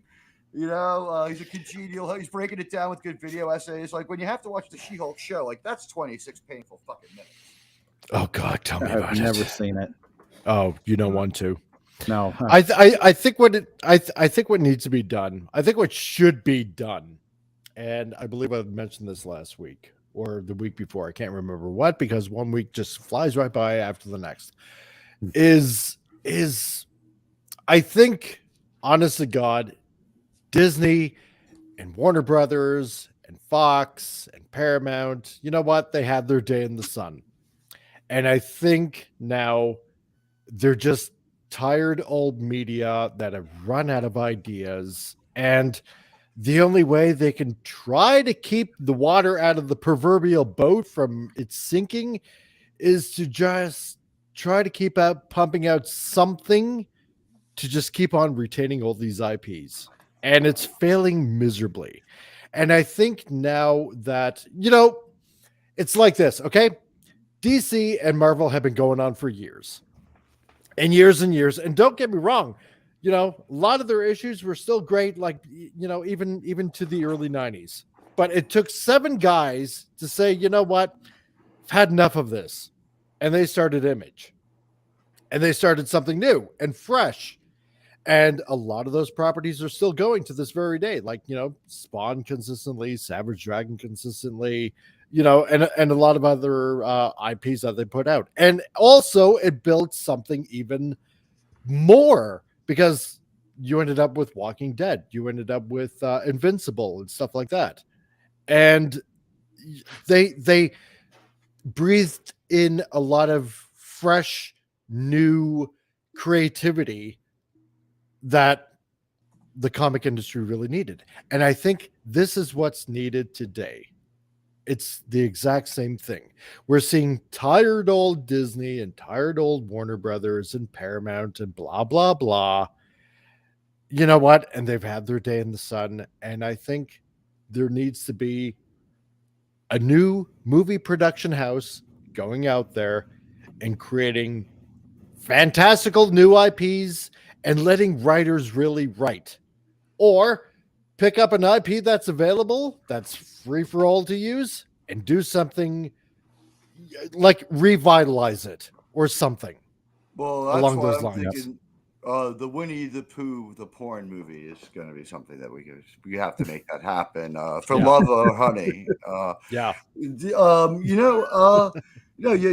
right. It's crazy. You would think that by now the lack of profitability would have killed it.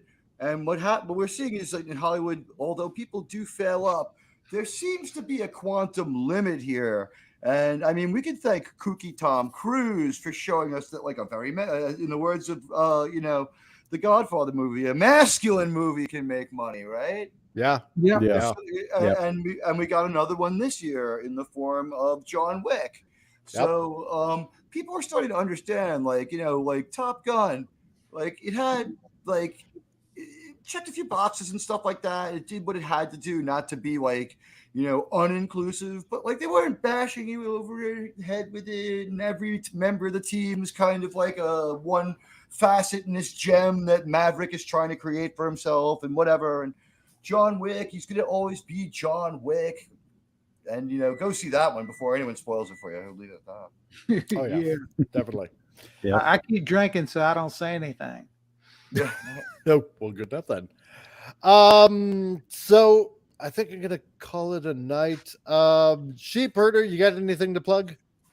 No, sir, I do not. Other than I'm working on my first video, and it's about Steamboat Willie. Right Oh on. my God, way to get very timely. Sweet. Wow. Yes, let us all know when it comes out. I will, sir. I just know, being the first video, I got to make sure it's not crap. So it's going to take a while. Nice. Awesome. Pop Culture Republic, what about you? Oh, same old, same old. Occasional live stream. Work on ideas for more videos that I used to do than I got out of the habit of. Yeah. Plug your channel. Oh, Pop Culture Republic. That's where I talk about just Give me about a link. anything. I'm sorry? You got a link? Oh, yeah. Yes. Because I Pop it think in the I'm private chat and subscribed, but I want to be sure. Now, Yeah, pop it in the Yeah. private chat and I'll pop it in there in the Okay. chat for everybody. Could I get citizenship in this nation? I'm working up to it. It's possible to learn this power. Yes, it is. And while Pop Culture Republic is doing that, Admiral T, plug away, sir. First of all, I want to thank you very much for having me. You are like the greatest host, and Always, you really need to come on Saving Star Trek, either for the Friday Picard breakdown or the Sunday night discussion. Obviously, you're well read in this topic, and we've been going through this week by week. We have the full range. We have a couple of people who are still pretty optimistic, and then we have a couple of people who are really falling off. And then, I think we all know where I stand on this one right now. No surprise there. And I did today a quick, brief 6-minute upload of my thoughts on John Wick. I didn't spoil anything. I threw out some of the stuff that's on it here. You can check that out if you want at Admiral Teague. And my link's in the private chat if you want to throw it in there. Nice. And I believe it did. Yes, Thank it did. you. Thank you. You are welcome. Yeah, I'm Yes, subscribed I'm to Saving Star Trek. That's me. Okay. yeah. Well, I'm subscribed. So. Oh, for sure. Got it. And sorry, go ahead. No, I was just saying I got everybody now, so I'm good. Nice. I promise once the Picard show is over, I won't be quite as mentally unstable on the topic of Star Trek. But what we've been through collectively as a Star Trek nation this last, my fellow Star Trek fans, these last 6 weeks have brought horrible news. Yeah. Yeah. Yeah. Yeah. Yeah, it's I just think it's we're all only in the got same worse. boat there. And now we have to wonder who we can trust as far as reviewers goes, because something went on there. I don't know what they saw. Yeah, neither do I. I don't get it. I really honestly don't get it. Unless, hey, they got 4 episodes to turn it around. We could just be cranks here. Yeah. But it's not looking good. Somehow I'm not thinking so. So Well, No, I agree with Admiral Teague on that because I mean I've noticed this. I've been quiet and I haven't followed or done anything with anybody for a couple of years. I've only now started to follow y'all and listen all the time and get online. But I've noticed just those that have really peaked and got a lot of followers now and a lot of subscribers. It's almost like those big companies that we shame all the time are reaching out to them and they're paying them to kind of push. Is it me or do y'all see that? No, I'm seeing it too. I don't have any problem with someone saying that. I'm just glad it wasn't me. Yeah, exactly. Plausible deniability. I believe that's what the kids today call based. Yeah. Perfect term. Yes. Yeah. Something went on now. I believe Critical Drinker has an out, right? I've not heard anyone say he's seen beyond 6 episodes, so we could just say like Toilet Duck. It was Toilet Duck. Yeah. All right. Robert Meyer Burnett. I mean, Robert Meyer Burnett, come out and play. Stop starting to engage on Twitter and then backing out of it once you start to lose the conversation. Ooh, just come out and fucking say it. All right. Come out and play. You said this was great. You said you watched episode 5 3 times. I mean, I've watched episode 5 3 times too because I have to, because I review the show. It's a thing that exists. And I disagree with you. And I need to know how you can back up these hot takes. I mean, we're 60% through this story. Are you telling me that in these last 40%, I mean, what's going to happen? A noble sacrifice by Raffi? I mean, Comic Relief Crusader. Is there any fixing this? I mean, was it going full reverse next week? William Shatner shows up and like with Cole Meany and they like just turn off like the simulation. They shut it down and they put it into a hard drive and they throw it into a corner and they look at Armin Shimmerman and they say, Quack, you've got to stop downloading this bad Cardassian pornography and running it on the holodecks. And Kirk goes, it's a goddamn disgrace. And they just at that moment, Kirk and Cole both phaser it together and destroy New Trek. And that's how, unless that happens next week, we are not going to get a good ending to this bullshit. We're not. No, we're not. We're not. Oh my God! It was all a horrible dream. That Romulan hell really packed a punch. The concession to real life is that Marina Sirtis is a bitch on social media on the show too. Had this horrible dream. Bring the whiskey. Robot bald guy was trying to be me, but failed miserably. So, yeah, like if you don't watch Picard, you'll be missing such great scenes as, "Hey, mate, so you're the robot of the super monkey, what was once with my mom's. You're the one who roofie bombed her on Viagra 5. I've heard about you fucker." Or the next X bomb, the big F bomb. I tried my best. The show exists on the premise that Bev says it was best that no man be involved at all. And Picard's like, while I would have wanted to have a part, I can't dispute that no man at all is quite better. But that's one of the show's presumptions. It is. Yeah. Well, I want to thank everybody that showed up in the chat. Snaggle Fricklepuss, and we had Gap After Dark also pop on in. And Super Goji Reviews, he never did come back, but meh. That's what happens. Sean Carter, who was also here. I keep on wanting to say John Carter of Mars, but Disney's John Carter. Yeah, he's probably John Carter's lesser known brother. That's what I'm thinking all the time, every time I see that name.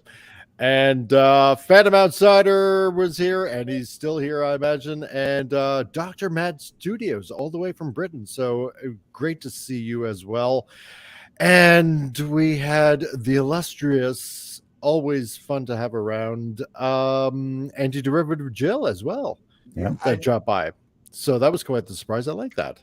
And I got the Comic Relief Crusader effect. I'm up a sub. Thank you. Nice.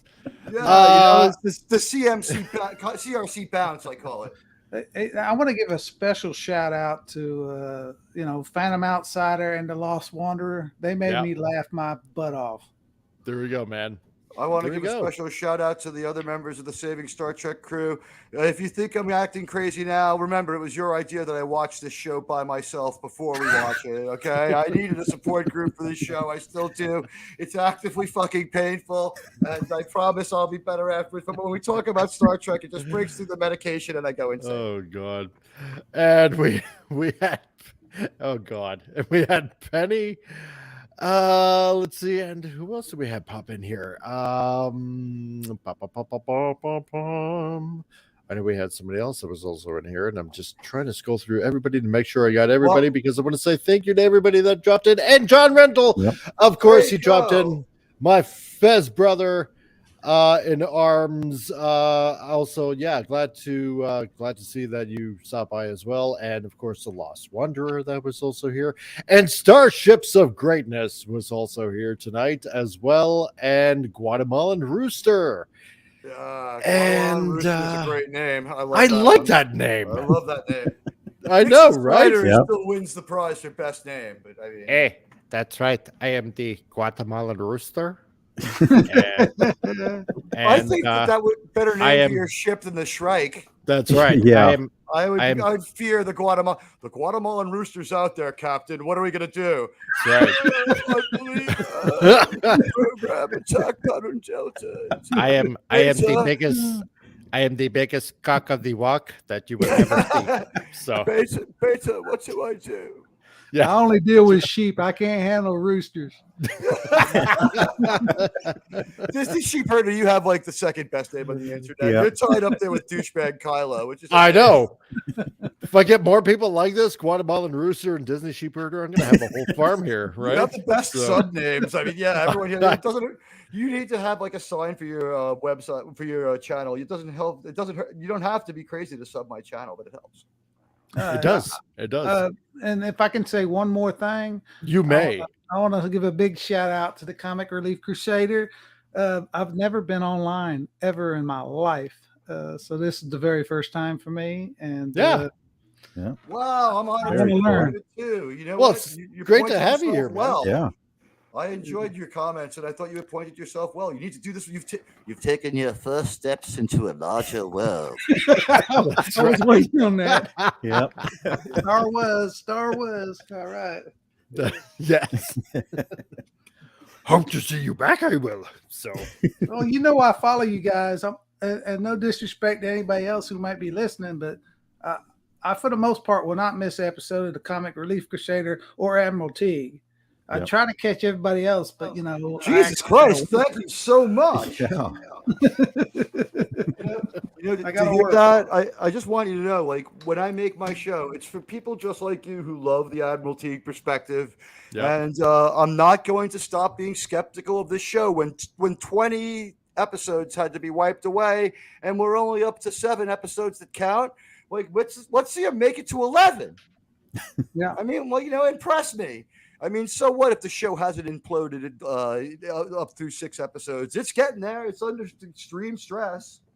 There's always time. So. They can always make it worse.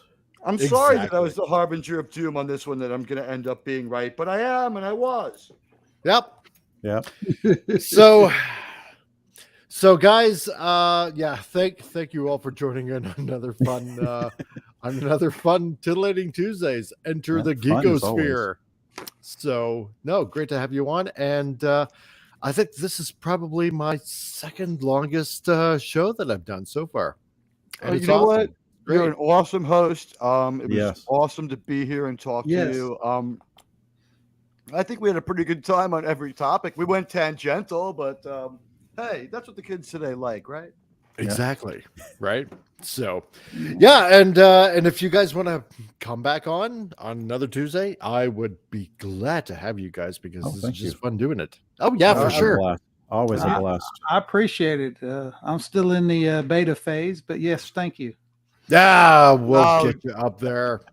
Next Disney Sheepherder, when Picard ends, we're going to have. I want to have like subs and people from the Twitter conversation on my show when Picard ends. I want to do a big epic Picard breakdown, and then like we'll do the autopsy later. But we're gonna have I want to have everybody on for that one. So mark your calendar after episode 10. Oh boy. And Comic Relief, you have walk-in rights. I mean, we need you. The service needs you.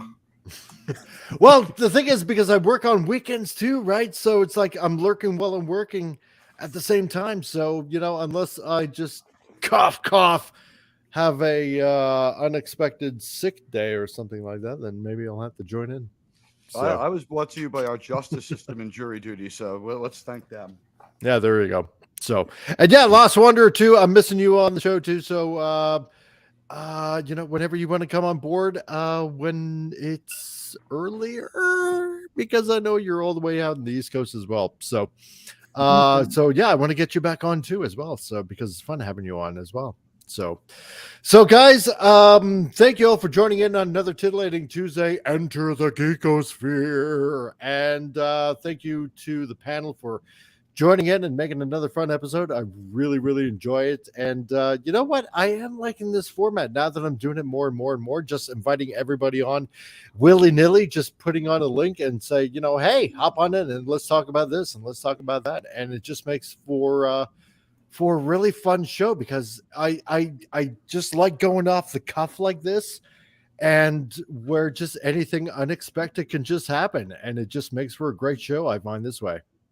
I think you've got a great time slot here. I think this Tuesday night thing is actually a really good thing too, because people everyone's kind of together on a Tuesday. Like Monday's like kind of a blue day, but Tuesday's just as bad. You need the Comic Relief Crusader to pull you through this one with his hatred of Star Trek Picard and his respectful love of all older sci-fi. Yep. Comic Relief Crusader, your wisdom built this panel. Oh God, we're in trouble. From now on, when we meet, we shall do it around a round table, and we'll put a hall around the table, and a castle around the hall. Oh my God, I think I could enjoy that. There we go. Yo, bar wench, fetch the mead for this table. So, looking into the pie is like now. Looking into the future. Exactly. It's too late. You got an admirer. I honestly think that guy's portrayal influenced the Emperor. Yeah, I think so too. Because he mostly just stood there and delivered creepy lines in his great voice too. Mm-hmm. Last Wonder, yeah, okay. So I should be back to normalish next week. Awesome, dude. So sweet. I will enjoy that. So so to everybody here and everybody in the chat, thank you for all coming along. And like I said before, hit that notification bell. Spread the link, subscribe away, spread to the farthest reaches of the Geekosphere out there on the Twitterverse or on Facebook or wherever you happen to hang out in the dirtiest, dingiest places of social media that there is. Join these fine gentlemen as well and spread their channels around, because what we're all really trying to do is just like some of these larger channels, we're all trying to, build this community up to such a degree that, hopefully we can fight against all of this crap that's going on in pop culture, or start something totally brand new that takes on all of the other dinosaur media productions that are out there. Well, you know what? Comic Relief Crusader, look what we've done. We were inspired by others, and now we have inspired Disney Sheepherder. He's going to be listening to us, and I have a feeling that when he starts making content, he's really going to be making all of us very proud. And I know that he's a great. You got to start somewhere. He can be guys, a powerful ally. Yep. Thanks for the build-up. Thank you. You're very that welcome. was one of the greatest compliments I've ever received on a panel. Thank you. Yeah, thank you very much, Yeah. Disney. Like I said, bottom line, I thank y'all, because I wouldn't have done it if I'd have been. Believe it or not, like I said, I've been watching y'all for a long time. I just never got involved or even chatted. Well, Admiral T has only been creating content for like 25 weeks, so you may have seen the entire zenith of the channel. I mean, it's self-created off my Gmail like 12 years ago. Yeah. Wow. I started with Rings of Power, and we're the jolliest 122 subs in the world already. I started about 7 years ago. Do y'all remember a channel called Because Geek?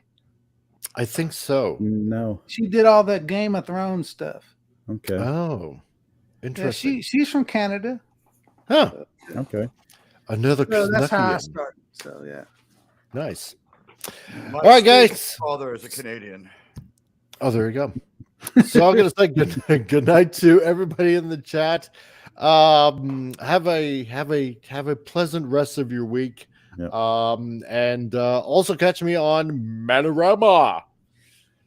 Because I got to plug that as well, because I almost totally forget it every time. So yeah, Thursdays over on Manorama.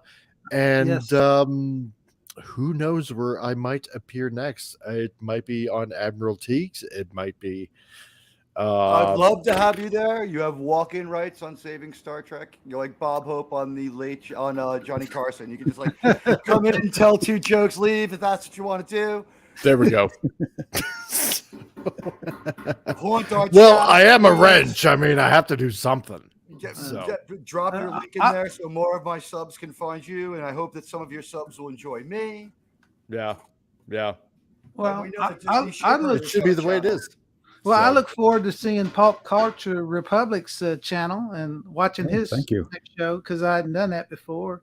And of Exactly. course, I will see y'all on Thursday. And Admiral Tig, if I don't see you on Thursday, I'll definitely see you Saturday. Well, Friday we're doing the Friday. episode breakdown, and Yeah, you do it before the doom. Yeah. We like to act out the scenes a little bit here and there I remember now. Yes, you're right. because it's That so is dumb. funny. But it's funny. It's I would advise people to listen to me do it rather than do this to yourself. And I just want to say I got Paramount Plus for the New York Jets. So how much do I hate myself, right? Yeah. I won't watch good television anymore. I think that I have to watch these shows so you own.